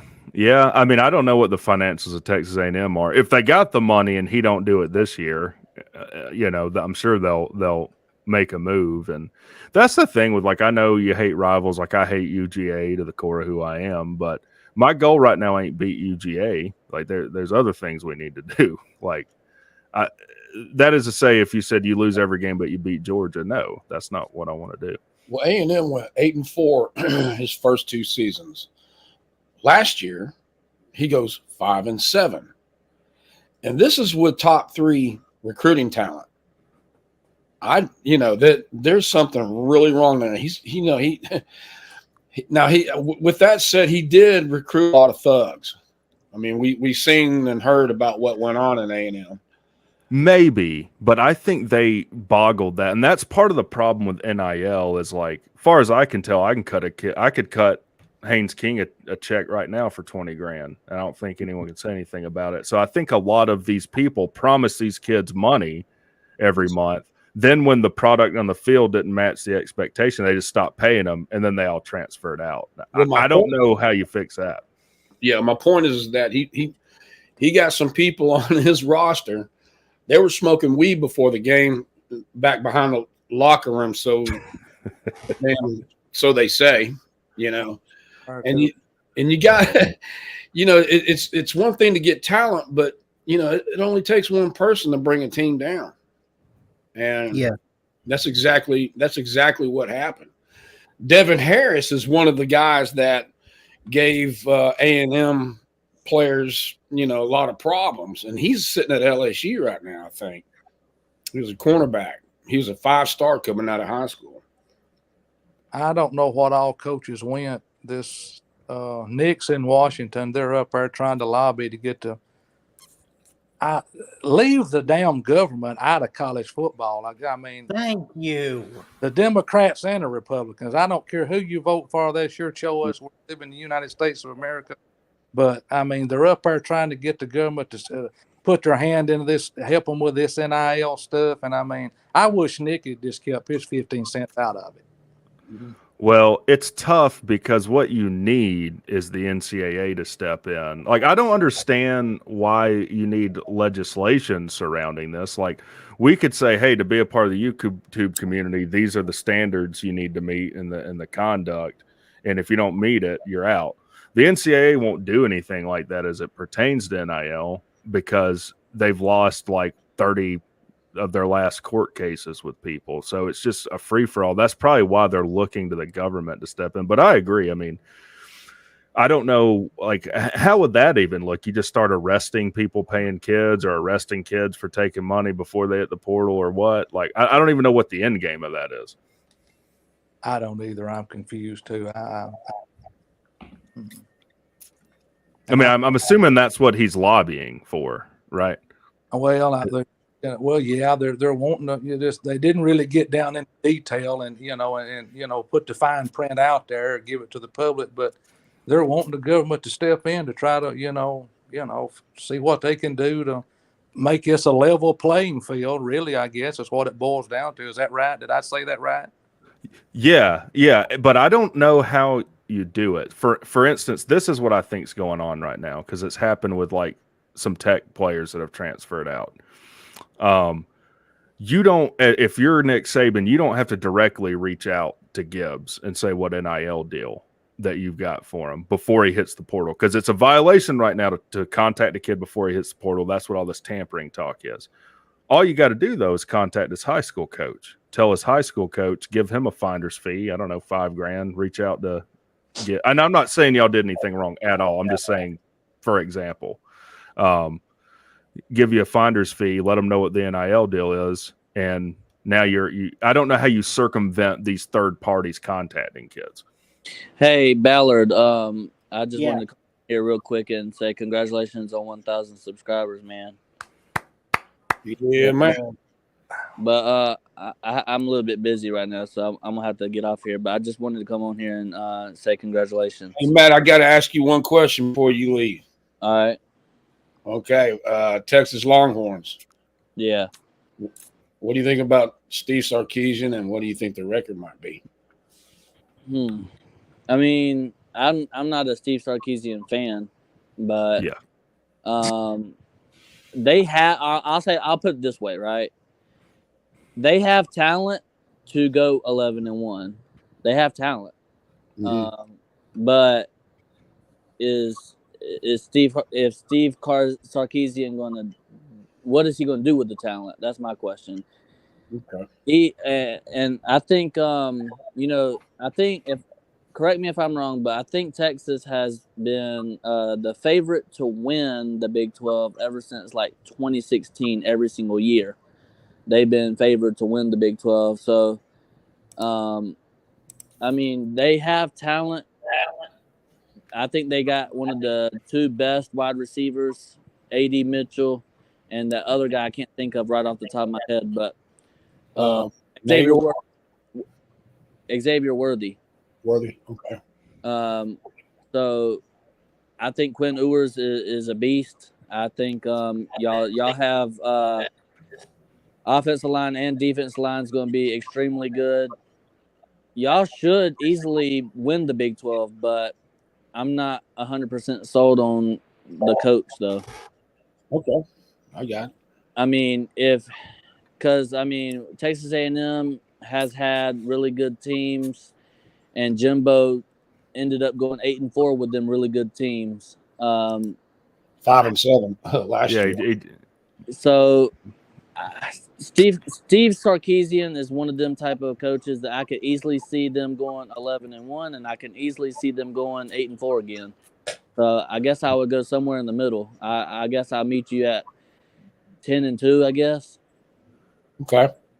All right. In 2 years, either Jimbo or Steve are getting fired. Yes. Who would you say between those two would get fired? Probably, if Steve don't have a good year this year, if he don't meet the expectations of 10-2, 11-1, I'd say Steve Sarkisian in 2 years will get fired, because they're not going to put up with that. And I think, and I said this a long time ago, but I think Lane Kiffin is looking for a job like that to compete. So you think Sarkisian's more likely to be fired than Jimbo in the next 2-3 years? Yeah, I do, because I think Okay. I think I'm gonna just be honest. I think Texas A&M is going to be really good this year, 9-3. Something. Damn, you're the only one. I think. I'll say this about Sarkisian. He since he's the one that brought Manning on board, he's not going to lose his job until something happens with Manning. If it goes bad, that's what's going to happen there. Yeah, I mean, I do see. His job is secured for the next 2 years. Yeah, I believe that, because he's going to come into the SEC. That's why they brought him in, because he's an SEC style coach. That's why the whole reason why they brought him in. But if he better hold on to that job, because if he don't do too well in the first few years, I can easily see Lane Kiffin taking that job. He said, I know Lane Kiffin said the reason why he didn't take the Auburn job was because of like family matters and stuff like that. But no, he didn't take the Auburn job because he wants the Alabama job. He ain't gonna get that job. But Who's that? Kiffin. Lane Kiffin. Yeah, Kiffin. Now, he wants it. I'm not saying he's going to get it, but that's what he wants. I know Josh Pate said on his show one time that, that Lane Kiffin was actually very interested in that job, but once that guy, was it John or whatever his name was, put that tweet out there. I mean, he trolled him a lot, but really, I mean, he was actually very interested in that job. But I wouldn't be surprised if Lane Kiffin took that in a couple years. I wouldn't be surprised at all. Lane's an interesting guy. So if you're an Alabama fan, you have to thank Lane for 100% transforming your offense. Until Lane got to Alabama, Alabama ran a very safe, just run and then pass when it makes sense offense. It wasn't until Lane got there that you started really opening up a playbook. Now, is he good enough to take the job? Why did you put my name surrounded by red? What's wrong with you? No, I'm just kidding. I don't know that he's proven enough to take the premier job in college football like Alabama, but I do think Lane's a really good coach. Now, last year he fizzled out, but I shouldn't like Lane, but I really like Lane Kiffin. I would put the Steve Sarkisians and the Jimbo Fishers in the same category. I mean, I would put, so if you had like an A tier, B tier, if you had tiers of coaches, I'd probably put Lane Kiffin, and this might be a bold take, I don't know, but Lane Kiffin probably is a B- in the tiers, and then I don't think that's controversial. And then C, I would put like in a C+, probably Jimbo and Sarkisian. I wouldn't put them in the same category though, because I think Lane Kiffin has more upside than either two. And I know that might not make sense because Jimbo has a national title, but Jimbo used a lot of I can't believe I'm drawing a blank on the coach's name. Bobby Bowden's players. Yeah. Kiffin has been on every big stage, him and his father, college football. How old was Lane when he was named the head coach of the Raiders? I don't think he was much older than me. I think he was 34 or something. Lane's been around a while. Yeah, he's been Tennessee, USC, he's been Ole Miss, been Alabama. I don't know where. I mean, you know, I guess Texas is a premier job, I guess, but I mean, he's been on some big stages, in my opinion. Yeah, he about beat Alabama when he was at Tennessee. He was a missed field goal short. A shock in the world when he was there. I was at that ball game. I had 14. Were you? He was only one catch away this time from last year from beating Alabama. He was only one catch away. He threw it. Yeah. Didn't catch it. So he could have beat Joey Foster. But Good evening, gentlemen. I like Joey? I like Texas a lot. I don't like the coach. I mean, he couldn't even win at Southern Cal. Wait a second. Lane was younger than me when he was head coach of the Raiders. He was 31. Goodness. And he was at USC. He was at USC when he was younger than that. Yeah, they fired him on the tarmac. But sorry, homegrown. You were saying something. Well, he was just he had an alcohol problem at USC, and but he was a good coach, and when he went to Washington, he did fairly well. You know, wasn't nothing spectacular, but he had an offensive mind. He's the one when he went to Alabama. He's the one that brought in Bryce Young. So, you know, the Longhorns, you know, they gave him the option if he wanted to be a head coach over there with his West Coast style offense. That's what he is. He's West Coast, run and shoot, and so far it's working. So we'll see how this year. It's going to be very interesting being the last year that Texas and Oklahoma playing in Big 12. So, well, LW brings up a great point. Sorry, real quick. He said Lane didn't want to draft Jamarcus Russell, and they drafted him anyways, which was true. You know who Lane wanted to draft instead of Jamarcus Russell? Calvin Johnson. Calvin Johnson. Johnson, yeah. Yeah, Lane knows a thing or two. Well, I mean, I told the story. I've told the story. I didn't tell it on TDA, but I've told other people the story. I had a dear friend of mine that passed away here in March. It was on the board of trustees at Alabama, and about a year ago, they had brought the discussions up. They were done discussing it. Feinbaum was actually in Alabama. He was on vacation. And Mr. Wilson called me, and I'd done talked to him, and we'd done talked about it. And we don't know how Feinbaum actually got the news that Alabama was having a meeting with the board of trustees. They were already discussing, who they were wanting to replace Nick Saban with, and I can tell you their first two names. The first name on the list was Kirby, and the second one was Dabo Swinney. And this comes Hey, straight. I can't say but a second. I just wanted to commend Ballard. Congratulations on 1,000, man. Thank you. I just wanted to come in and say that and say howdy to you guys. But yeah, I got to run out of here. But I wanted to stop in. I didn't want to wait any more time to let Ballard know that congratulations. Glad you made it, man. I know it's been a rough road for you. It has, man, and I appreciate people like you, Joey, who have stuck around and made the channel what it is. All right, guys. Y'all have a good one. And oh, by the way, Texas will be lucky if they go 1-11 in the Big 12 this year. See y'all later. Y'all can, y'all can talk about that. I mean, I had an inside contact there, and if they're talking about that, Nick has done discussed it with them also. Yeah, it would be tough to pull Kirby from Georgia, seeing as how he's a Georgia guy, I would think. Dabo, I think you'd have better luck at getting, but they've got him locked in for a while now, don't they? I don't know what his contract is, but it's like $7-8 million for the next 10 years or something. I just got a bad feeling if they offered him the job. I just don't. His mother lives over in Hoover. I used to see her out a lot there. She'd have a split tag on her Mercedes, Clemson house, divided Alabama. I just think he'd come back home. I just think he'd come back.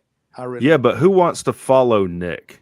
I mean, he's already the man at the top of the mountain at Clemson.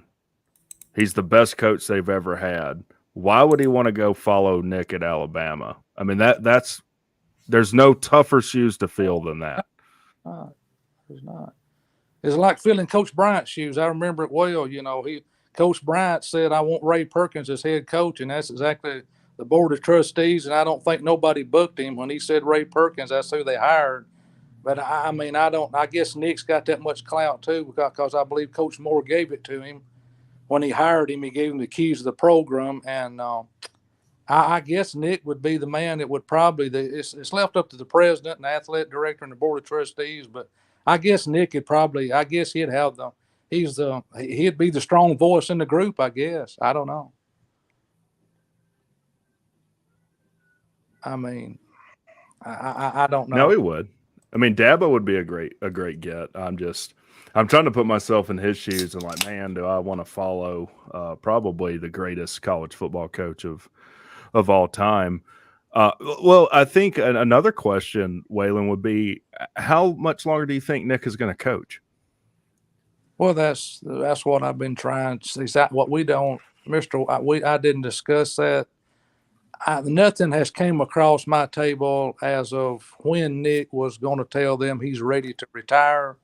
But and I know they had the meeting. I know that just as well as I'm sitting here watching this baseball game. So obviously he must have a number in his head, or he has got a few more accomplishments. The only accomplishment left he's got to make is winning another national championship at Alabama, and that is surpassing Coach Bryant at Alabama. Yeah. I think that'll keep him, Coach. I mean, I think he's an obsessive personality. That's why he's been so successful.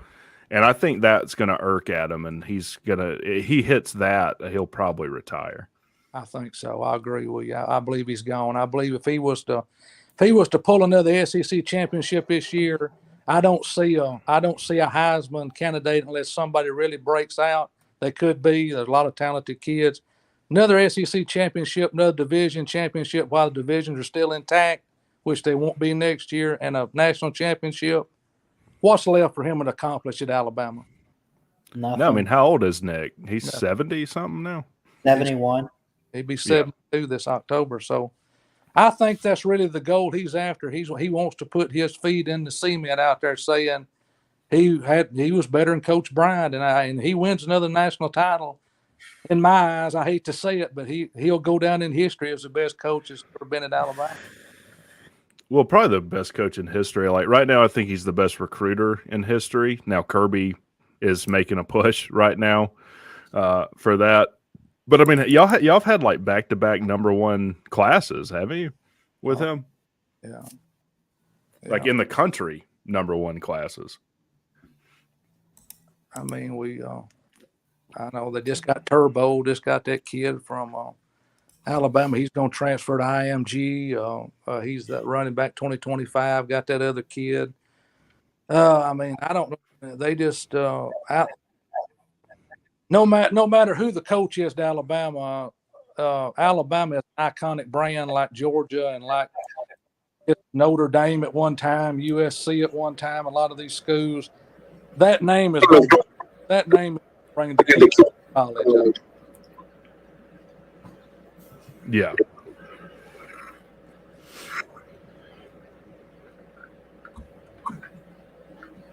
What do you think, Ballard? About Nick Saban, like when he's going to retire? Yeah, if you had to put a number on it, how many years from now? 3? I'm setting the over-under at 3. I might take it right on the money. I mean, here's the thing. Does he want to retire when he says, I can't do it anymore? Or does he want to go out on top and have his final game, him hoisting the golden trophy? You know what I mean? Like, that's number something 8. to take into factor. I mean, Tom Brady, I mean, he went out, yes, a winner, but you got to remember, I mean, he lost in the playoffs, and then like a few weeks later, he said, I'm out of here. So, I mean, is Nick Saban going to be the same way? I mean, he's got nothing else to prove. He's the greatest college football coach in history, at least if you want to put it in terms of like accomplishments. He's got the most titles of anybody. I think the only thing he has left to break is Bear Bryant's Alabama record. And if he does that, I mean, what else does he have to do? I think he's already better than Bear Bryant. For the same reason you can't compare LeBron to Michael. The game of college football is infinitely different under Nick than it was Bear. I mean, under Bear, you could just kind of recruit and all the best players and hoard them. Like there wasn't even a scholarship like limit for a while. There was no NIL. There was no transfer really. Nick, to Nick's credit, like he has been able to change with the grain of college football every step of the way. Yeah. Yeah, you're right. I agree. I mean, it's Coach Bryant could hoard all the players. He had them all. You know. And not taking anything away from Bear Bryant, by the way, either. Just saying it was a different time. It was a different time. He has surpassed Coach Bryant. I mean, I think Coach Bryant would have had a couple of Heisman Trophy winners that hadn't been for segregation, all this racist stuff that was going on in the South back then. The NCAA sort of looked down on him because, you know, he didn't have any black players on the team. And Coach Bryant, he came to Jasper all the time to the Musgrove Country Club, and my dad worked for all those guys, Drummond Cole, Taylor Cole, and that's the first place I met Coach Bryant was at the Jasper Musgrove Country Club, and he was drunk. Oh, Jesus. Coach Bryant loved to drink. It was a different lifestyle for him, but Coach Bryant wanted a black player long before the black player ever came to Alabama. And, I mean, that's just the way it was. I mean, you know, and we had a crazy governor by the name of George Wallace, which was a complete idiot. He was an idiot. Yeah.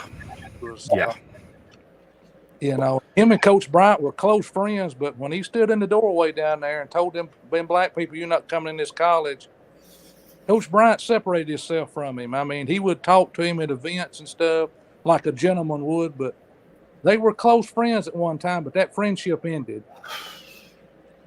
It ended. Man, TikTok saying I'll take a knee to UGA. Let me tell you something, TikTok. Here's a hot take for you. At the end of November, the state is going to belong to the Yellow Jackets of Georgia Tech, and you can write your apology and place it at my feet. I'll reach out at said time. Yeah. I like your enthusiasm. I'll say this to that comment. I will bow to nobody other than the Lord Jesus Christ. Well, for many Georgia fans, that's the University of Georgia Y'all and don't Kirby Smart. y'all don't remember when Georgia Tech was a team to deal with. Y'all wasn't born. I remember it. Oh yeah. Yeah. They were a powerhouse. I mean, they left the SEC in the 60 something, 63. But I mean, even under Paul, I mean, we were, I think, a force to be reckoned with, and like we won ACC in 2009, we went Orange Bowl in 2014. A big part of Tech's problem right now is financial. I mean, I know it's not college football talk, but we have an income problem that needs to be solved. And You think that's the recruiting problem? Is the finance? Oh well, the recruiting is a few things. The biggest thing is, and a lot of people that, I mean, you wouldn't know this unless you follow Georgia Tech. I went to Georgia Tech, and the easiest major requires Calculus 1. So when you're recruiting, like when Vince Dooley recruited against us, he'd bring a big calculus textbook, sit it on the table, the recruiting, like, is that what you want to be dealing with for 4 years? I didn't think so. I mean, so one thing Tech would have to do if they really wanted to step up recruiting is they would have to, how do I put this nicely? Create a major that is more tailored to athletics. Yeah. Like Auburn has. Business. Well, we have a business school, but I guess that's an exception. You have to take a business variant calculus. You still have to take it. It's a little different, but I mean, we would need like a communications degree, something like this. Yeah. I mean, Auburn had a degree that their board of regents was going to do away with because they saw no value in it. And then their athletic program was like, no, we're not getting rid of this, and they didn't. Huh. I mean, freaking home ec there. I haven't heard that term in a long time. Home ec. Yeah. Yeah, basket weaving. I think at Georgia right now, the most popular degree is criminal justice. Or that's what I've heard. Interesting. Yeah, you know, a lot of them get arrested, so they kind of throw them into that program. Yeah, UT's real big into communications. Yeah, Georgia's been scheduling those juggernauts lately. UT Martin, Ball State. Homegrown, you know who Georgia's toughest non-con game is this year? Toughest non-con game. UAB. Nope. I guess it would be South Carolina. Well, that's a conference game. Oh, that is. That's right. It's Georgia Tech. Oh. And if right now we're your toughest non-con, it's not a very strong non-con schedule. Oh, they're going to have to somebody's going to have to knock Georgia off because it's probably not going to happen to the playoffs or the SEC championship game. Probably. Tennessee's got the best chance, but here's the thing: like, Georgia's going to be more talented than every team they play, probably even into the playoffs. Tennessee's got the best shot, but I don't know that Tennessee has the horses to run with them. LW says it makes no sense Tech can't recruit in the top 20. Well, I mean, when you got to take Calc 1, I mean, I just think that's a tough out. I mean, what do you want them to do now? We've stepped up our recruiting budget, but we also don't have the facilities, and we're $300 million in debt. So it's unlikely that we're going to improve that greatly. $300 million. Huh. Now the weird thing is that we raised $175 million in 2020 in a fundraising initiative, but evidently we're just sitting on that money and we're paying principal on all of our bonds and loans to like SunTrust Bank. So 14% of our athletic budget goes to paying interest on our loans. It's insane. I'm like, that's the position I should be, not Georgia Tech athletics. Nerd Stop makes a comment. We should ask to lower the academic requirement. I mean, that makes sense. Yeah. But it's not lowering an academic requirement. I know what Nerd Stop's saying. You would have to get the Board of Regents to approve a whole new program. Like we don't have a major that it's not like we say, hey, lower the GPA requirement or whatever. It's a lot more complicated than that. Right. Well, gentlemen, I'm gonna have to step down. I got to wake up early in the morning. So, Hey, thanks for tuning in tonight. you bet, and congratulations, buddy. So, and Rec Talk, it was good talking to you, Waylon. I'll see you down the road. Yes, sir. And everybody in chat, take care. Good to see you, homegrown. LW says cheat. I mean, that ain't the Tech way. Despite what that 2009 ACC title that they ripped from us for giving Damaris Thomas a tracksuit that couldn't have been worth more than $150 when Auburn paid Cam Newton $250,000 or whatever.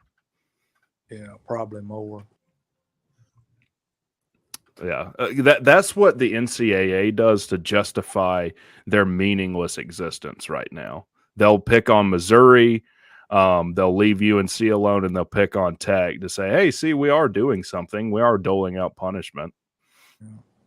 But they'll never do it to Alabama or Georgia unless, I mean, it was just flagrant, or Ohio State, or probably even like an LSU. Because that's the biggest money programs that they have. Well, they done it to us one time, but it didn't. When was that? That's a while ago, right? Well, that was after Coach Stallings when Mike Shula came in, and really some of that fell under Gene Desk. I mean, some of that was his fault. Yeah. Nerdstop says, or an SMU situation. SMU wasn't doing anything different than Texas was doing at the time. I'll tell you that. Yeah. Now, if anyone deserved the death penalty that SMU got, it was North Carolina. They cheated across all sports for a decade. And the NCAA was like, well, we don't rule on academic matters unless you're Missouri. I mean, I remember there's no college ever been given the death penalty like SMU had. They done to them. I mean, they said they couldn't play football for 2 years, right? Like just disband the football program for 2 years. Wasn't that the case? Oh, it was. Yeah, it was. They destroyed it. That's what they done. I mean, the NCAA destroyed them. I mean, they crinkled them up and threw them in the trash can. I guess. I don't know what they thought they were trying to do. Well, I guess they're just trying to. I don't know what they thought they were trying to do. I remember when it happened, but. Who was the running back? Eric Dickerson? Am I saying? Yeah. You know, he said to this day he hates Texas because when they were recruiting him, they said, look, if you don't come to Texas, you'll never work in this state as long as you live. He's like, man, I still hate Texas. Man, he was one hell of a running back, man. Oh, hell yeah, he was. He still owns the rookie season record in the NFL that hadn't been broken to this day. For rushing yards? Yes, sir. Yeah. Nearly 2,200 yards in 1 year. That's insane. You can look it up on your computer. I hadn't got mine on. 2,100 is some change. It was close to 2,200. It was unreal. And that they were playing less games then, right? In the NFL.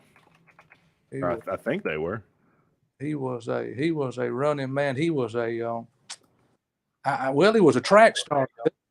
A lot of people didn't know that he had top speed. I mean, he was huge too. He's 6'3". I mean, that's big for a running back.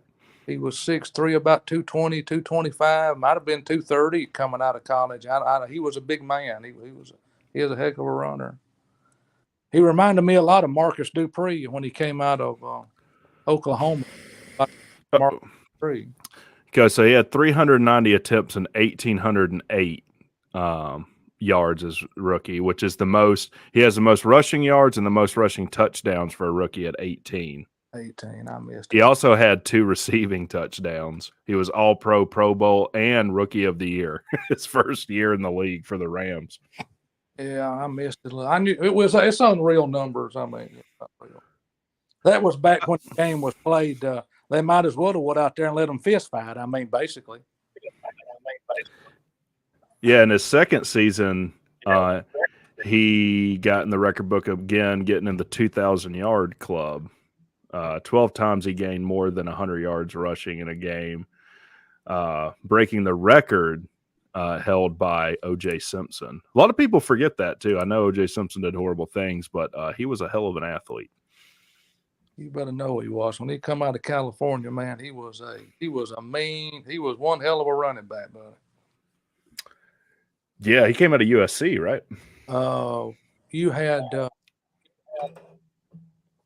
you had him, Dickerson. You had what's his name? It played for the Oilers. I can't think of his name now. What? Oh, great day in the morning. Earl Campbell. Oh, from Nebraska? Is that where he played? I can't remember where did he come from? Nebraska? I can't remember if he was like a bowling ball, right? Oh man, he was just Earl Campbell was. Earl Campbell always said he felt like a woman letting one guy tackle. That's what he said. He said if one guy tackled me, he said I felt less than a man. No, he went to Texas. Yeah, he come out of Texas. That's right, Texas. And he was the first overall pick in the 78 draft. Yeah. But he was a beast at running back. Back then, that's when they had to tear away jerseys too, man. He had several jerseys tore off of him and still would in the end zone. Go back and look at the YouTube stuff. Just running over people. I mean, just hitting them. Take his head and his helmet, hit them directly dead center in the numbers, and they'd just stop in their tracks. He'd stop a second, he'd take off and go again. The monster. Ballard, who's the best player you've seen since you've been watching football? In my lifetime? Yeah. Or like even before, because I could go, I mean, well, just since you've been watching, like for me, it's obviously Calvin, but that I saw play. Tough question. I guess if I had to say I'll say this. My favorite Alabama player that I've seen growing up, honestly, that was really entertaining to watch, that's underrated and forgotten. Go back and watch a guy named Glenn Coffey. Yeah. Okay, Glenn Coffey. Yeah. Now, all time, I mean, I think, gosh, I don't. Derek Thomas comes to mind. You guys, I think, mentioned the guy, Earl Campbell. Man, there's so many. Oh, Coffey's kind of Campbell-esque. I'm watching his highlights. He was a bruiser, it looked like. Yeah, he was a good. Yeah, he'd wreck you. Hey, that's a good word. Getting wrecked. Getting wrecked, yeah. LW says Derek Thomas or Derrick Henry. K-Dog says Derrick Henry, too. Probably so. I don't even think Derrick Henry ever got. Yeah. He never missed. I don't think he ever. Did he ever even get hurt at Alabama? I can't remember him even getting hurt at Alabama. Derrick Henry? No. I think he stayed healthy all through his career. No, I don't. You got to think too for the first. He really broke out in 2015, but his first 2 years at Alabama in 2013, 2014, he didn't really see the field. I mean, except for a little bit in 2014, and he wore a different number. I think it was like. Well, that's how loaded y'all are every year. That's a good trivia. Yeah. What number did he wear? What number wore Chris? I know. What number did he wear? 27. There it is. You looked it up. Now you've cheated on me. See there. You got to take one subscriber. He didn't look it up. Nah, I know. I said it in a heartbeat. That man had that on speed dial, that answer. Yeah. Well, what about like Julio Jones? He is at Alabama, right? Oh, yeah. Yeah. I mean, had a really good career with the Falcons. Yeah. I mean, those guys came to Alabama when Alabama was not concreted in. Him and Mark Ingram, Julio, Rolando. Yep. Uh, Yeah, that was like 2008, around that time period, right? yeah, those guys came to Alabama when Alabama was mediocre. Real, I mean, if you want to call them that, they wasn't that bad, but I mean, they would. Well, on the ascent to the top, right? Yeah, I mean. Which, speaking of Julio, it's interesting. He wanted this massive deal that we had already given him a massive deal. He tried to renegotiate it at the Falcons. Anyone know, even heard of this guy since? I think he went to the Texans. I don't know. I missed you. I missed what you said. What'd you say? Who was? Oh, Julio, he wanted to renegotiate his already like massive deal he had with the Falcons. And we're like, nah, man, can't do it. We're already paying you top 5 wide receiver money. And I haven't heard a word from him since. He went to the Titans, I think. Just kind of disappeared. Got hurt, I think. That's one guy. That's probably the toughest wide receiver Alabama's ever had because Julio played hurt all the time at Alabama. He played with a broke hand one year. A lot of people didn't even know that. And, I mean, still caught pass after pass. You know, he might have sat down on the bench in the NFL, which I don't really blame him making that kind of money. Everybody else does too. But he stayed in there and held tough at Alabama. Julio did. Now, on the other end, as an Alabama fan, what player gave you the most trouble? Oh. Cam or who was it? Johnny, like that they had to face? Johnny. Yeah, what? Johnny Oh. Manziel, I was thinking. Yeah. I was just thinking that, Waylon. Yeah. I know that he, fizzled out and self-destructed, but he was a hell of a college quarterback. I mean, you did not see quarterbacks doing to Alabama's defense at that time what Johnny Manziel was able to do at Texas A&M. Scariest quarterback ever in the SEC, if you want my opinion on it. Stephen Davis, LW says. Could be. Stephen Davis. Didn't I don't anybody even know. anybody deal Alabama more trouble than Johnny Manziel? I mean, he was. I hated every time we played him, and I knew we could beat him, but I knew what was going to happen when he was a quarterback, and it happened. Oh yeah. Yeah. How many times did Johnny come up with a W against Alabama? Just once. Just the one time. Yeah. That's when he won the Heisman as a freshman. Yeah. I was at that game too. Yeah. But that year, who won the championship? He was running around, the ball going up in there, jumping the ball, bouncing off the ground like a basketball, and all of a sudden he'd pick it up. It'd be a wide receiver wide open in the end zone. Yeah. I mean, I thought I just sat down. I was in the end zone when he was making them plays, and when he made that play, I just sat down. I said, "Oh Lord." Yeah, it's tough for me to say because Georgia, the talent differential has just been so bad in the last, 15 years. Yeah, maybe Chubb, maybe Nerdstop's right. I don't know.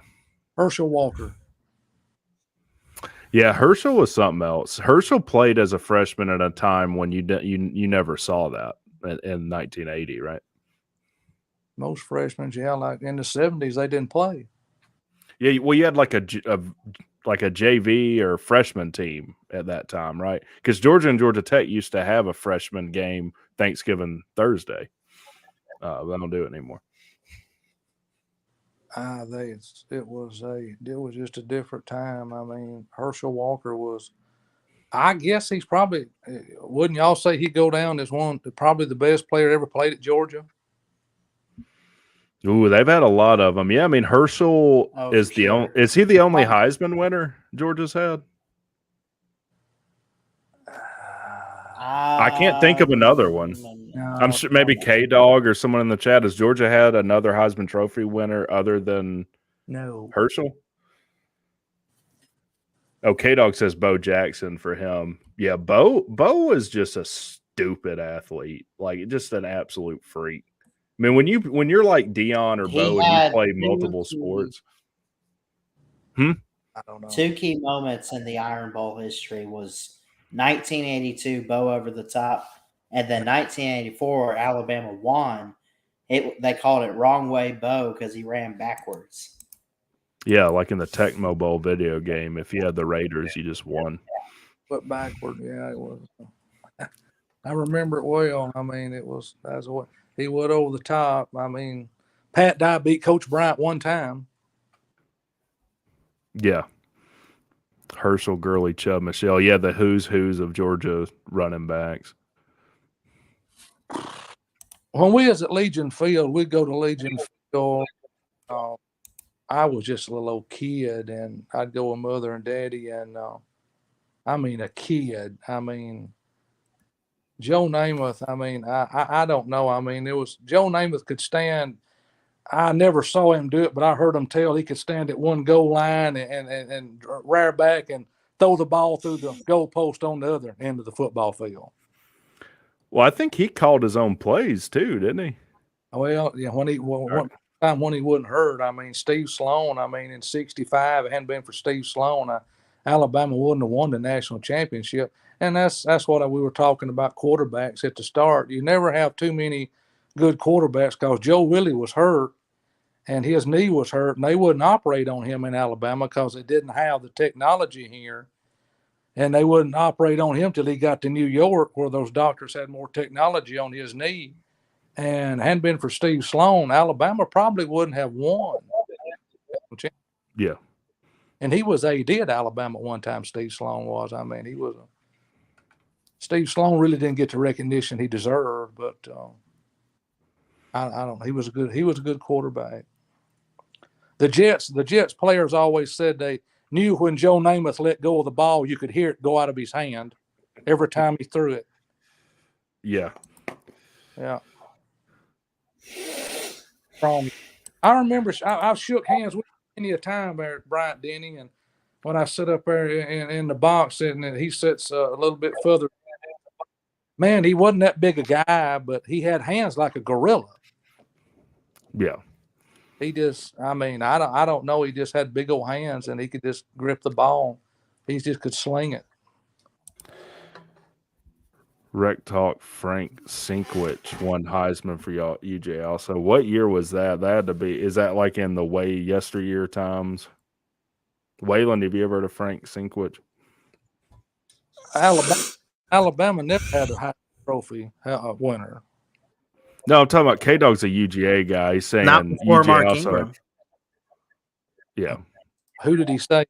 What did he say? Frank Sinkwich. Gosh, that was, Oh yeah. That was Yeah, that's 1920. Or he was born in 20. There you go. Okay, well, I couldn't remember. It'd been so. Yeah, that before all. That was before all of our time. 1920. Oh, I'd love to talk. That's when Tech was a powerhouse. Those were great times. Yeah. Do y'all remember who Fran Tarkington played quarterback for in college? UGA. My father-in-law said that he was the original Johnny Manziel. He's gone. My father-in-law was on the 57 national championship team at Auburn. And he was the original Johnny Manziel. Fran Yeah. was running around doing that stuff back then, doing all that junk.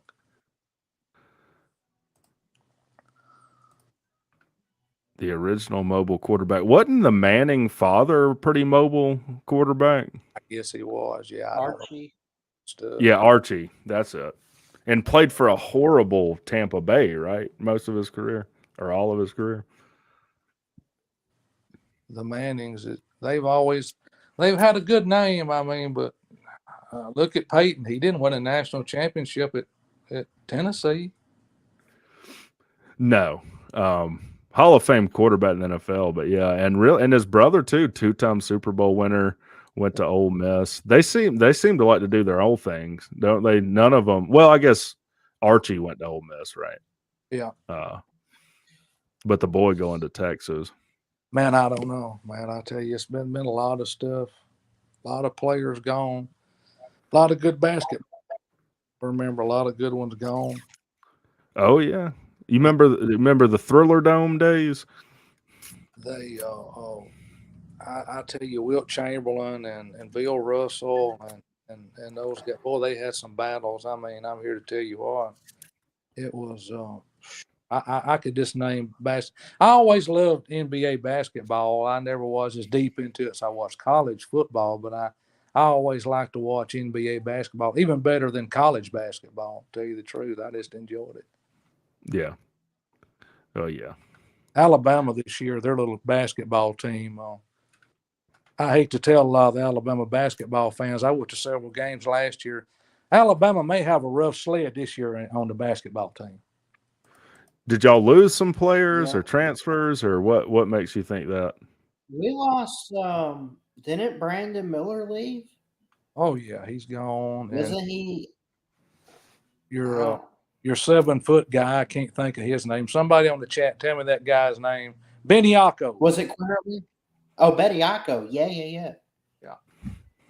If Beniaco would have stayed in college this year and played at Alabama, he probably would have been one of the best big men in college basketball this year, probably. Yeah. But he had to go. I mean, it's I guess it was feed the family. I don't know what his situation was. I understand you do what you got to do. But it may be tough sledding for the basketball team this year. All right, I've got a trivia question for Ballard. I want to see if you know it. Who's the all-time leader in passing yards for the University of Alabama? I think that's they've had a lot of good quarterbacks come through. It's not someone from the 40s either, I can tell you that. 20s. No, I know that.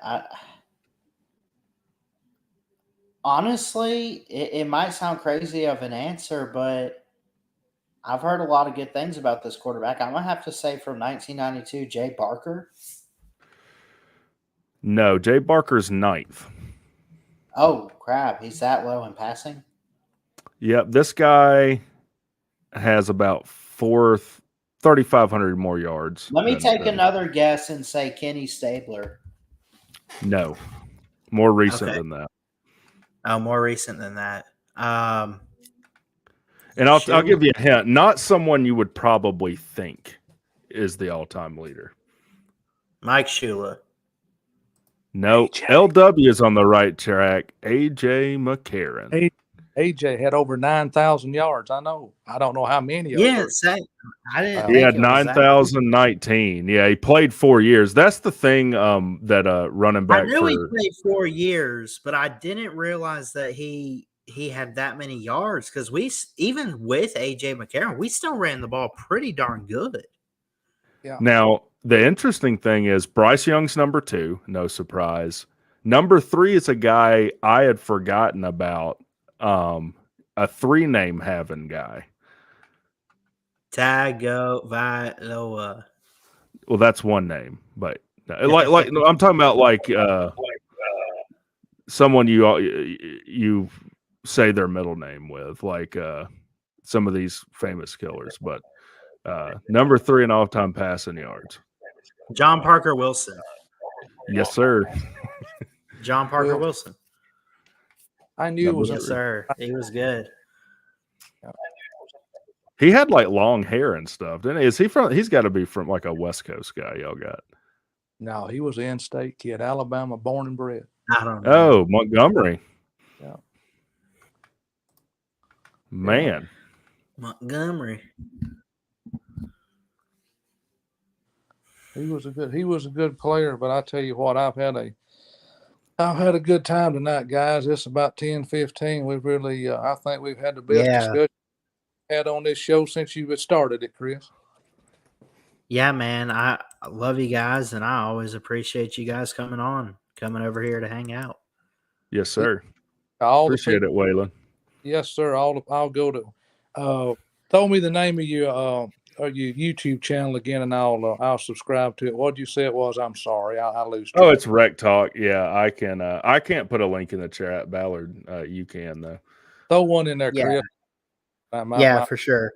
Sometimes, but yeah, it's been good. All the people that came over from TDA that subscribed to Chris's channel, man, I appreciate it, all y'all, and Chris loves y'all too, and y'all tune in. He has some good stuff here, and I got to get off here. I'm gonna sit back here and kick my legs up a little bit. It's like I said, it's been great, and we'll catch y'all on down the road sometime. Y'all be safe, okay? Sounds good. See you, Waylon. All right, bye, everyone. Appreciate it, Ballard. One final question, Ballard. Okay. Who's your all-time leading rusher? All-time leading rusher. Oh, that's a good one. I got to think of some running backs that we've had. We've had the Heisman winners and Mark Ingram and Derrick Henry. It's not either one of them. Oh, I know. I'm going to take a guess and say it's not even in the Nick Saban era, is it? It can't be. It definitely is. Oh, it is. Yes. Is it Najee? It's Najee Harris. Yes, sir.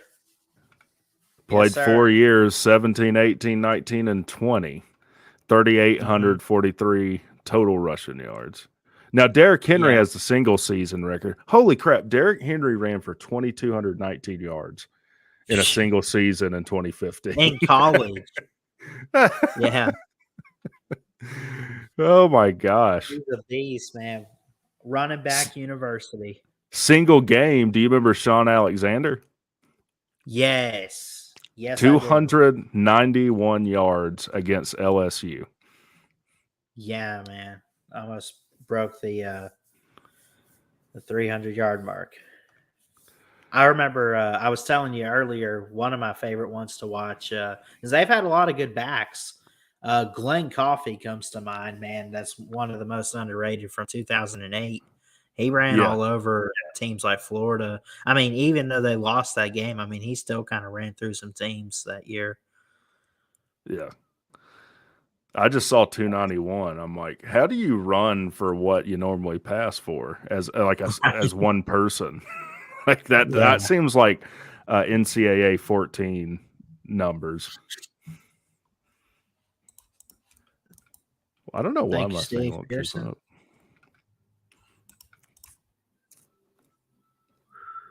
Now, Ballard, do you go to any games? I mean, it's pretty expensive to be an Alabama fan. That's a good thing about being a I Tech have fan. been. I actually went to my first game last year, and that's it. I went to the Vanderbilt game with a couple YouTubers. I was actually going to go to the Texas A&M game last year. Was that in Alabama, right? It was in Tuscaloosa, yes. So my ex-wife's family are all huge Alabama fans. Nice. You know, that almost saved our marriage, her proximity to being an Alabama fan, even though she graduated from Georgia. But I was looking at the tickets. I mean, and you're talking $700-800 for seats that aren't the best seats that you're going to get. And I was just like, man, if I spend that money, then, you know, we're talking $1,200-1,300 by the time I get somewhere to stay. And Alabama boat races them, and it's 48-7. I'm going to be pissed. Now I'm pissed I didn't go.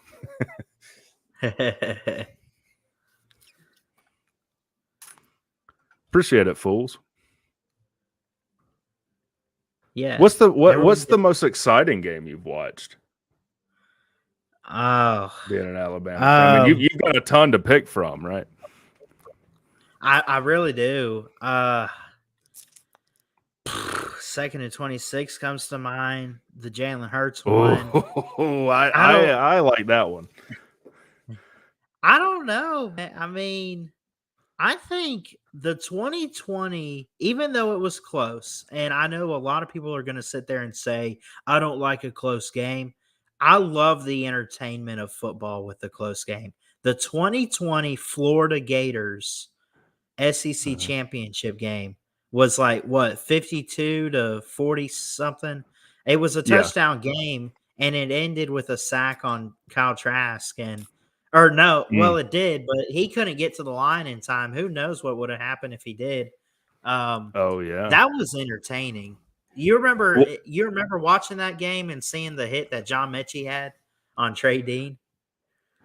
I do. Yeah. I mean, I'm partial to Alabama. The most entertaining games I've seen were honestly the games you had with Clemson in the national title. So, and I know you came out on the wrong end of those, but you got to see the comeuppance of Trevor Lawrence and the guy from Gainesville, Deshaun Watson. Like those were good games. Yeah, they were. Really good game. Especially the one where Deshaun Watson led them down the field.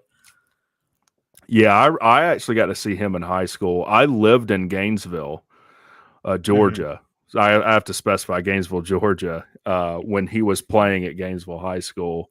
And I remember thinking, like, this kid is going to be really good. Yeah. What about you, man? Because I know you guys have suffered as Georgia Tech fans. Like, y'all have been through a lot. But they've had some. Yeah. They've had some wins, though. They've had some wins. What sticks out to you? I was at the most entertaining game that I saw Tech play, and it wasn't a Georgia game. Actually, I was at every time that Paul beat them in Athens. I was at those games. 2015 was great. I mean, when we hit the kick and the pick, when we hit that 52-yard kick with Harrison Bucker to beat Georgia, I literally fractured my hand. I was like clapping so hard, and I did fracture my right hand slightly. I was clapping so hard. But the FSU upset was the biggest one that I was at. That's when we blocked the kick. They were ranked like 8th or in the country, undefeated. Was that a block for a touchdown, right? Yeah. Yeah. And I'm just all had drone kick sticks. Yeah. I rushed the field. And I told C-Dog, like, if we were, and I know, like, K-Dog and people are going to laugh at me, but if we beat Georgia at Bobby Dodd this year, I told C-Dog, I was like, we'll be the first ones rushing the field. And between me and C-Dog's weight, now, if you've never seen me and C-Dog in person, we're not small people. I was like, between our combined weight, we could probably pull the goalpost down, just the two of us. we would carry it out. Oh, Traveling Fools wants to know what's the link. You want to let Fools in? Heck yeah. Come on in. Yeah, man. the Miracle on Techwood Drive. We had another one against Florida State.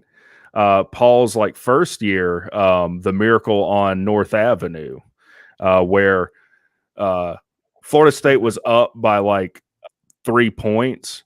And they were about to score on the 5 and fumbled it into the end zone. We recovered it.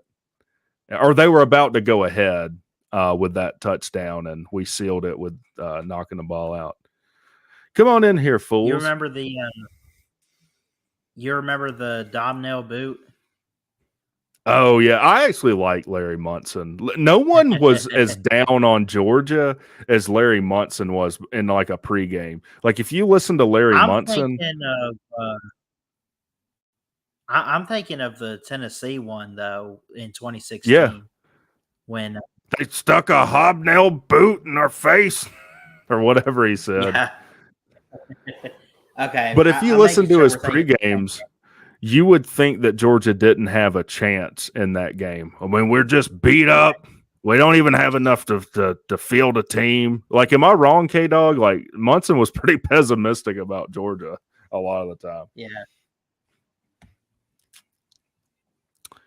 Cody Hankins wants to know, have you been to an Alabama baseball game? I have not. It would be cool to go. They field a good team. I think they've fallen in the World Series already, but if they're good enough to get there, I guess they're good enough to probably watch in person.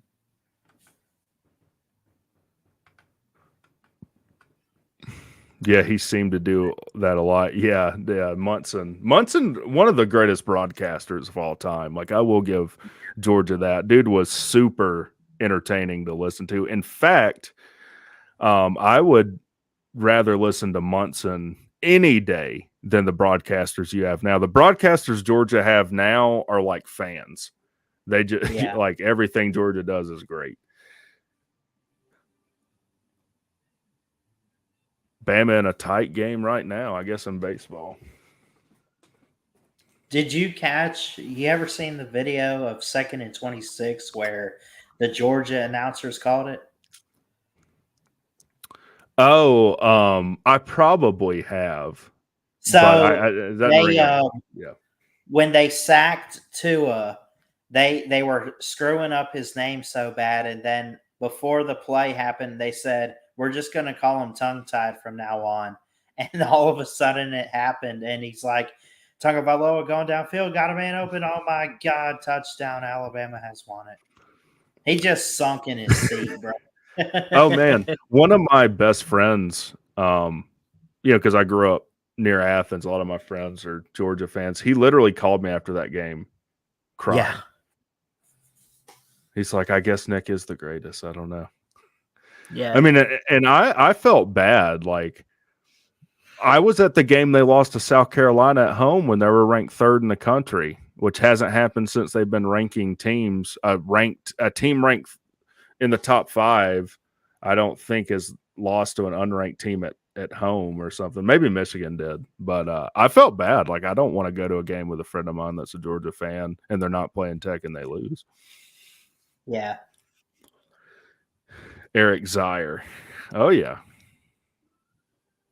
Well, I like Eric, though. Scott Howard, I don't.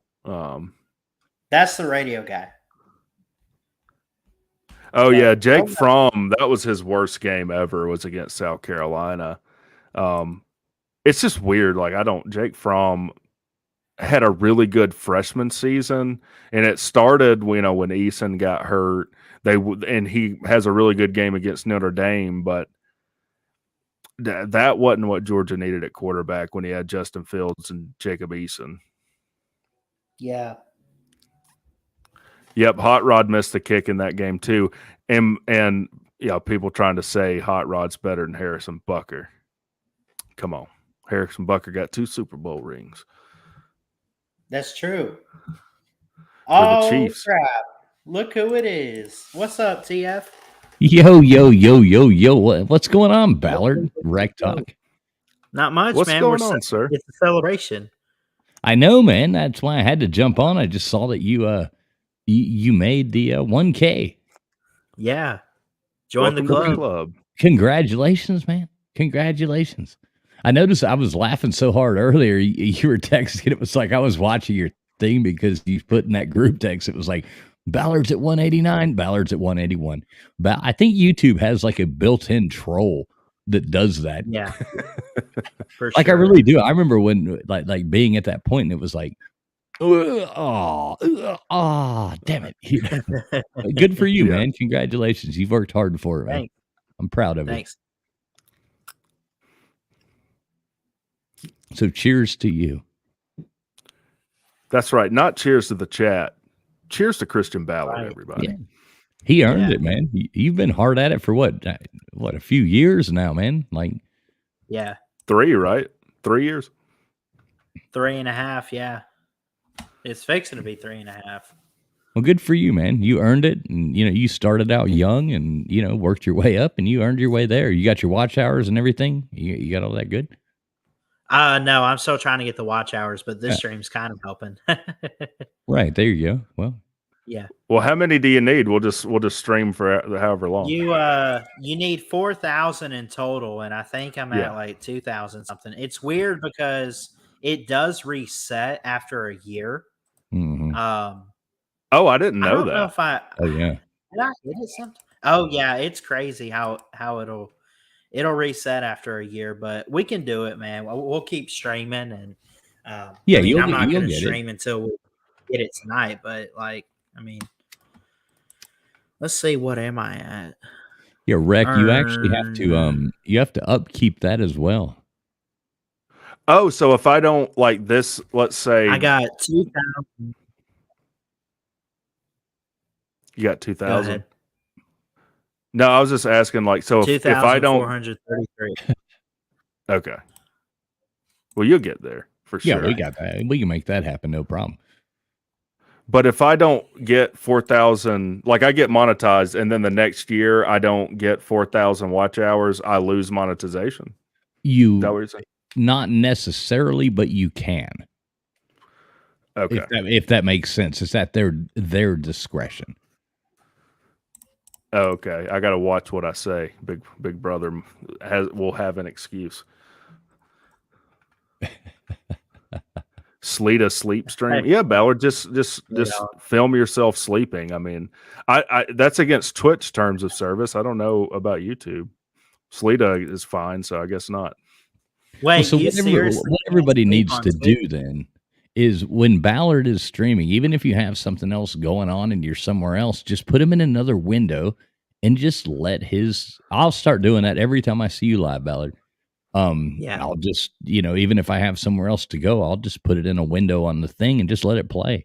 That's getting you your watch hours that you need. So, but cheers on the 1K either way. I mean, that's one step closer. So good for you, man. I'm proud of you, dude. That's super cool. Yeah. I'm proud of you too. Thanks.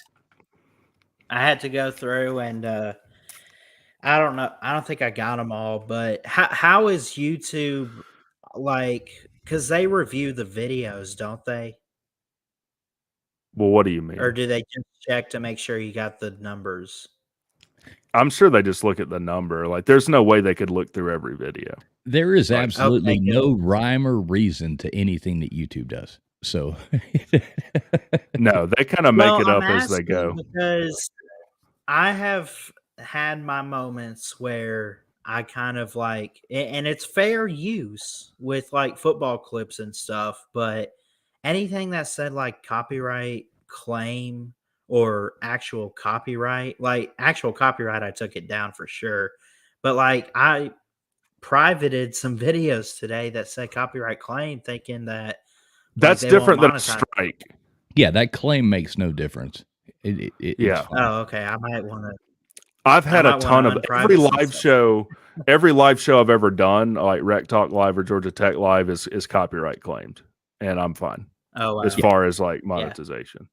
Well, that's the thing. When Just they put the don't do it. copyright claim on Ballard, what that is it's not saying that it's anything against you. It's saying that any money like made off that video is going to that person, or a percentage of the video or whatever is going to Yes. them because you're using Oh. their thing. So you'll still get your hours, you'll still get your stuff. Leave those videos up. Yeah, Okay, you're fine to leave those up. And I'll tell you, like, when you do get monetized, like what I've started doing for the live shows is after the show, I'll clip, because I play music in the beginning. That's why it gets copyright claim. I just clip that out. You can do that in YouTube Studio. And then I can make money off that live stream for whoever views it after it's live. He can make his 11 cents. I think it is 0.018 right per view. So I guess $18 on 1,000.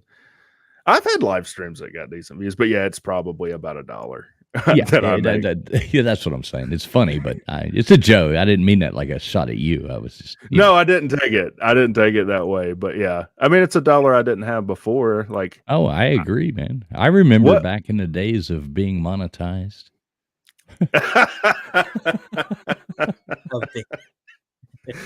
I remember those shit. good old days when YouTube used to pay me.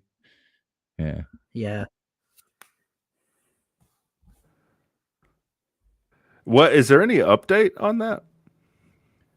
No, I have no idea, man. 28 days is getting closer. We'll be there soon. We'll find out. Yeah, they made a movie about it, I think, with Sandra Bullock.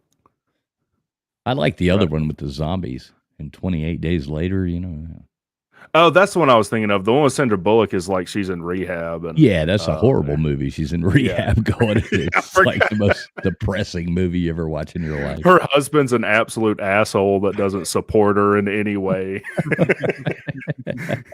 Hey, you want to do sex now? No? Okay, I'll come back in 28 more days. Well, her nickname in the movie industry is Big Head Bullock. She's got a huge head, man. Like literally a big head, or she's arrogant? Oh, okay. No, literally, she's got a lot of those actors and stuff, dude. Actresses. Yeah, they got big heads. It looks good on film, you know. Yeah, I think she's pretty hot though, right? Like, I would take a swipe at her. I mean, you know. Do you think I have a Ron, chance? Hey Ballard, I'm sorry, we're on Ballard, Christian Ballard Sports Media Channel. Let's not talk about these things on there. Sorry, Oh, Ballard. I'm sorry, Ballard. If you've ever seen a stream with, I've done so good for a long time now. Like, I think you should be proud of me too for not absolutely ruining everything. He still has Rec Talk still has his shirt on, so yeah, it's a plus. Ballard, how would you feel if I just took my shirt off? Would that be okay? Yeah, that's what most people's response is. So okay. He kind of resembles like a like if you could ever look at like a nude, like a shaved pug, is kind of like. And I tell you, I've worked hard for that figure. I mean, do you know how many calories you have to consume to look like a misshapen bald pug? A lot. That's how many. Better than Edward with his shirt off. I don't think I could ever top Edward and out crazying YouTube. Hilarious. So do we have any new Edward updates, or are we still just waiting around? No, well, you heard that his channel's down. Well, yeah, I watched the Demise live. It was. I mean, he was there with the bulldozer. Yeah, I've seen worse videos. At least we're on a Ballard stream, so I'm not going to go into detail. But yes, I watched it live. I watched the Demise live. It was pretty funny. Well, I like I said, I was on the midday show. I think right the day after. I was like, the miracle is that it lasted as long as it did, because Edward did everything he could to make sure that happened. Like, hey, I met this guy 2 seconds ago. He's a good guy. Let's have him on. I mean, the guy that got him in the end was, I mean, it was absolutely. And Ballard, I'm just going to give you some advice now. You let me in, like, no problem at all. Like, instantly let me in. Don't do that, dude. Don't do that. Yeah. Do not do that. Put up seriously, like, if you have any question or doubts, put up an overlay and let people in. Because you don't want that to happen to you. No. But yeah, that last guy, of course, Edward starts his stream out and it's like, no, there you go, perfect overlay. And he's like, the stream was titled like "No P Bombing" or something, and he's like, well, I'm only letting people on, and I'm going to email you the link. Well, within 5 minutes, he's already posted the link in the chat, and this guy comes on and was like, well, no, my camera doesn't work. But I promise I won't do anything. And it's like some random person, And he's like, okay, as long as you promise. And yeah. Then no one ever lies. Ever. No, not on the internet, man. That would never happen. And then this guy, Edward, proceeds to have to use the restroom or get up and leaves the room for like 3 minutes. And man, it was just 3 minutes. Isn't that great? I'm going to let on someone I don't know and I'm going to leave. That way, if something goes wrong, no one can fix it. Right, exactly. Nerd Stop says is right. He's going to miss Edward's shoulder hair. I'm going to miss his hair buds. I'm going to miss his trash talk rants. Like they had like a formula to them, but I always thought they were entertaining. No, he'll be back. I keep going on there and like searching Edward the Trash Talker because there's going to be a new channel. BA said that he emailed her and let her know that he sent in a rebuttal to YouTube, ask, like, hey, reinstate my channel, blah, blah, blah. I don't see that happening, but he'll start a new channel. But I feel bad for him, because he was at like 700 subscribers and he was so proud of that channel, I feel bad for him. Yeah. I mean, anybody that would pick on somebody like that, it's just, a piece of garbage. Well, I can tell you this. He doesn't want YouTube reviewing his channel. That I do know. Well, I guess he deleted. I guess he deleted the streams, but they're still on a YouTube server, even if you delete them. I'm sure of that as well. Right. Anyway, moving along back to Ballard. Congrats, my friend. Congratulations. Now, are you coming, Ballard? Are you coming to the softball game to hang out with us, or are you still undecided? Oh no, I mean I've talked it over with my grandmother, but it's on a Saturday, so I should be able to work around my school schedule and maybe plan a trip out there. I know Let me ask you this, and I'm not being mean, but why do you say I talked it over with my grandmother? How old are you, Ballard? He's 22, right? 21. 21. And you, well, why don't you just say, "Hey, Grandma, I'm going to a softball game to go hang out and meet some friends and go watch the softball game and hang out and do some fun stuff." And like, why not just say that? Yeah. Do you need a ride? I live on the west side of the state. Now that's probably a worse move because it's like, this guy that you don't know that takes his shirt off to Right, to shirtless. You can show her a stream with Rec Talk with no shirt on, say, "Hey man, he looks legit." Yeah, I could show up to give you a ride without my shirt on. And yeah. I mean, anyway, if you want a shirt on or shirt off, it's not a big deal. But I would come pick you up if you needed a ride there. Or at least Nerd Stop gets it. What gets He what? gets I don't understand. Gets what? At 21 years old, you don't need permission at 21, dude. Jesus Christ. At 21 years old, oh my God, the things wrong I'd done by the time I was 21 is unspeakable. Well, yeah. I mean, speaking of Jesus Christ, his parents left him alone for what, like a day? And he was fine. Reg Talk. We're on a Ballard stream. What? That did happen, didn't it? Didn't it? That's in the gospel. Come on, man. Don't do that. Oh my God. Here's the thing. We just really want you at the softball game. Yeah, exactly. All. I hope you show up, Ballard. That's the point. Yeah. You're a good dude and we want you there. That's all. Yeah. So who are you rooting for, Ballard? Which team do you Team think will Fools win? all day. Oh, so your team I Fools. think you guys get revenge. Yeah. Okay. I was hoping you'd draft me, but Raj had to, Well, bend me you over, still give don't me even the know. go. The point is, when you say, I was hoping you would draft me, and yet at the same time, you're like, I'm not sure if I'm still mowing it over with Grandma. Like, yeah, like if you're you go in the NFL draft, and you're like, I don't even know if I intend on playing, but I'm going to enter my name in the draft. I may or may not be there, but I really want you to pick me. So, Right. Ballard, what position? What position would you like to play? What suits your talent? Where's your strong points? I mean, I could probably play like third, second, first base. All of them? Infield. Yeah. Okay. I mean, we'll just have Ballard play the infield, and that'll save us like keeping people fresh in our rotation. Right. I mean, Rec Talk is on Team Fools, and I've already picked out his position. So What is it? Left out. Left out. Do you want to be on the list of people I hate with Slim? Or just have a clean sweep of Miami people and the people I hate the most on YouTube.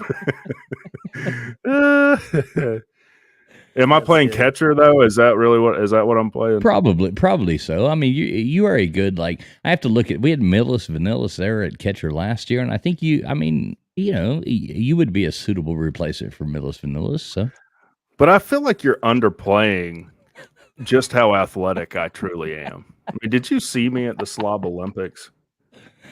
I did, man. I did. Like, I could throw a softball over a farther than I can. So, Now, I will say this. Me and Sea-Dog went in practice because, we live near each other. And every time I threw that softball, it hurt. I do. I now legit think that I have something wrong with my rotator cuff. Oh, mine's So- been gone for years and years, so I can't. I can make a throw from like third base to first base once. Yeah, it'll look that's really it. good, but Once, you know, once. take a picture because it ain't happening again for probably a year. You want to Yeah. get surgery together? like- Not really, man. Why, man? Like that'd be like a cool like bonding thing, I think. I'd rather go to the Claremont Lounge. Okay, Ballard, I am sorry. We're on a Ballard stream. Yeah, you're getting on to me and you bring up Claremont Lounge. Which is We're trying to get Ballard some watch hours here. Okay, Ballard, would you sorry. like to come to Atlanta, Georgia with us and go to the Claremont Lounge? it's a really neat place. better It's like a wholesome, it's a wholesome like family place. Yeah. I mean, they do sell T-shirts, so I guess you could say Yeah. that. I think they have a chapel too, if I remember, but it's been a while. No, Am I never wrong about mind. that? I'm not going to say that. I'm not going to say that. I mean, I'm actually Ballard. Don't get me wrong. I'm not like trolling you. I'm actually legitimately on your side on the religion aspect of it. I too. I'm not trashing agree it with at you. all. I'm not one of these atheists like Reg Talk. I'm not one of these heathens. I'm not even but- trashing religion at all. At all. What have I said derogatory this whole time? Well, you Nothing. can't say there's a chapel in the Claremont Lounge, man. Well, you brought up Claremont Lounge. I know, So- but I dang sure wasn't thinking about God when I did. Yeah, that's fair. That's really fair. Yeah. I mean, how long has it even been there? It's a while, right? Been alive since '65 is their slogan. So Jeez. Yeah. Suffice to say, Ballard, you would really like it. I really think all right, moving along. This is a Ballard fan. Ballard's like, thank you very much. Moving along, he's like smiling. All right, like, shut "Thank up now." God." Enough of fine, this. Bob. No, so what are your plans, Ballard? Let's hear this. What are your plans this season with like college football talk and stuff like that? Yeah, I like the show you and Mayhem do. Yeah, Like, we'll probably keep I that. honestly going. do it.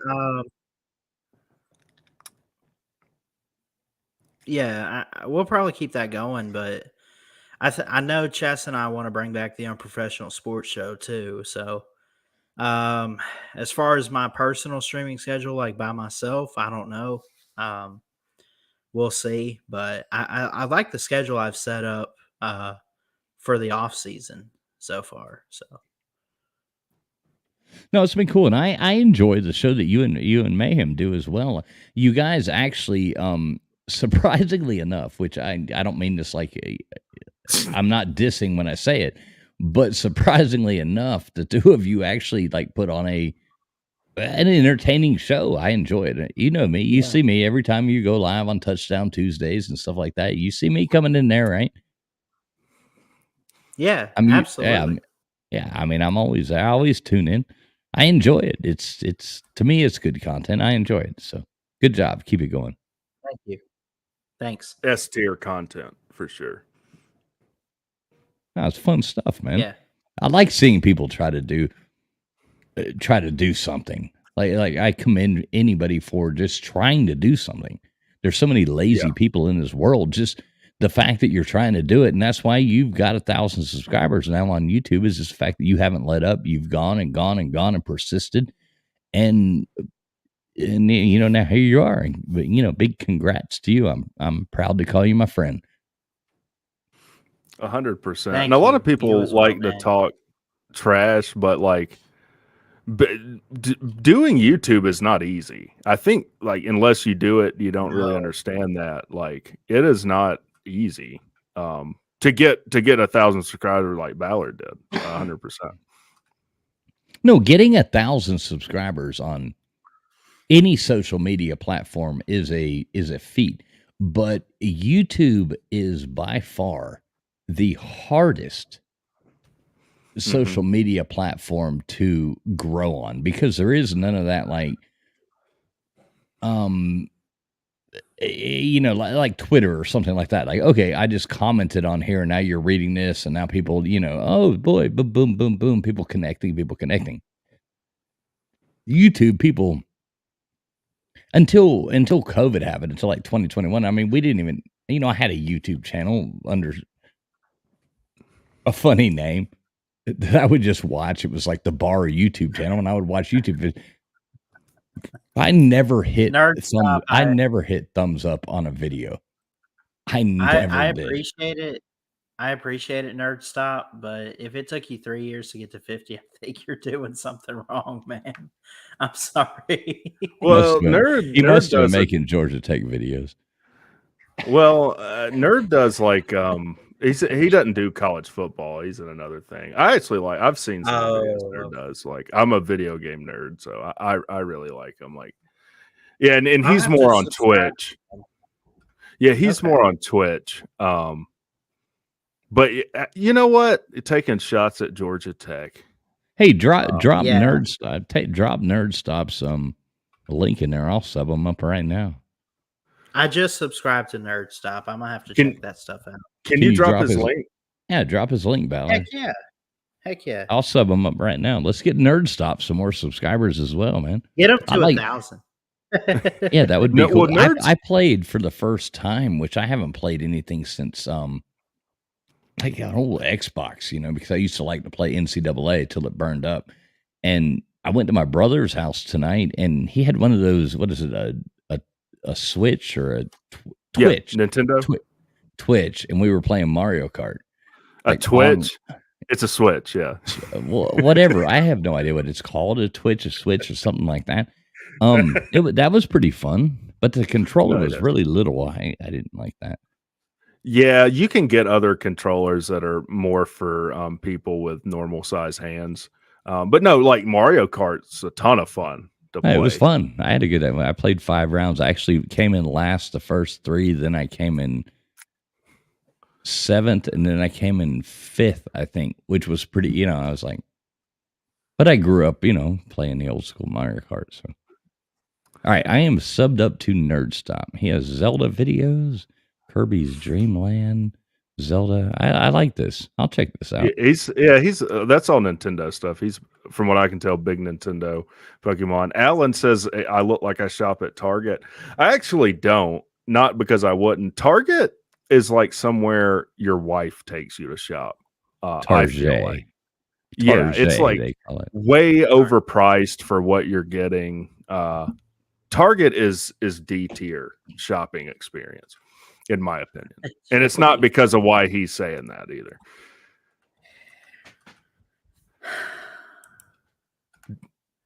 Pocket bikini. Yeah. I might actually buy one of those.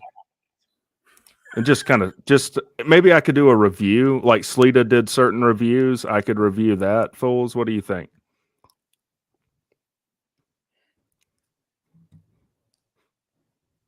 Fools? Would that be a good idea?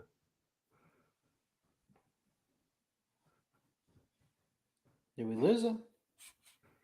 He's not muted. No, I don't think he's muted. He probably went to go get a pair himself.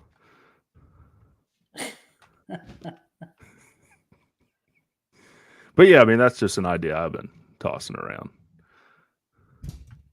Yeah. I'm reading the comments. Fools, would you watch a video like that? A video like what? I'm sorry, I just got back. I stepped away for a second. Oh, I said I was thinking about reviewing the bikini pocket that Joey was talking about on the channel. I thought that might be a good idea. No, I'm not watching that right now. Yeah, hell no. Sorry, I was just peeing off my back porch like a real man. So, while you were telling that story, I guess so. I am not watching any reviews of any kind of tuck bikinis or anything like that. I don't care that they exist. Yeah, but yeah, whatever. Moving along. Next topic. Yeah.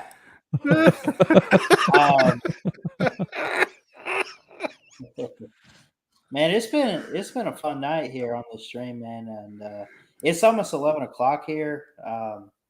No, it's so- 10:54. It's 10:54. I can see that clock right above your left shoulder, Ballard.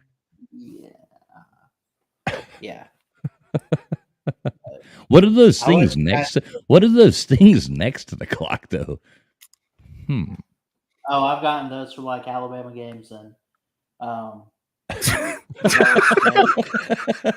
this out. He really likes Alabama. Right? Do they take Oh, yeah. batteries or No, I'm talking about those things over your left shoulder that like. No, Those I know. elong- I was pointing those out. yeah, Right, what I mean- are those though? Are those they take- elongated Do they objects? take batteries or? No, they're shakers. Oh, like a They're shaker. shakers. Can you Yeah. shake one of those for us? Yeah. Show us, demonstrate how these work. I gotta actually get up out of the Oh, Yeah. no. Oh man, this is like a production to get these things going. Oh man, that's one. Oh shit, they're pom poms. Oh Jesus Christ, they're pom poms. No, what is that red thing though? Stop dancing around what we want to see. That you touched it.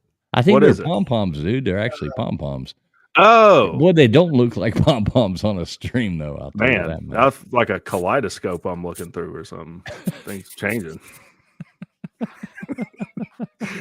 One of these things is not like the other. I was thoroughly confused. That was Me quite the, too. I mean, just to be honest, that was pretty funny. I know. quite the plot twist. Oh Jesus Christ! Sorry, Ballard. I'm just joking around, man. Hey, I know you're trying to get off here. Well, shit, I said that wrong. Yeah. I know you're trying Yeah. to end the stream right about now, but congrats to you, man. Like honestly, I just want to jump on and tell you that. I know this is a stream to get you there. I've seen you like posting, some other stuff. Like trying to get 1,000. So Yeah. good for you, man. Yeah, that's awesome, man. So Matthew Mayhem knows what I'm talking about. Yeah, I think. absolutely. Hold on. I might have some pom poms. What's that? We're gonna full screen this. Let's see. Oh, What's he no. doing? You better watch out. He's liable to come out here shirtless with pom poms, man. Oh God. Not shirtless, thank God. Did you like that? Pure entertainment, sir. I was gonna be a cheerleader at Georgia Tech.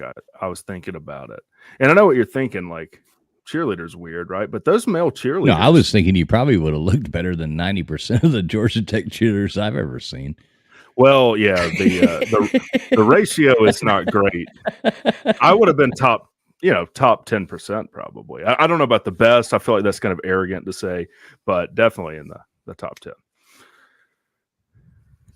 I just unsubbed you after that.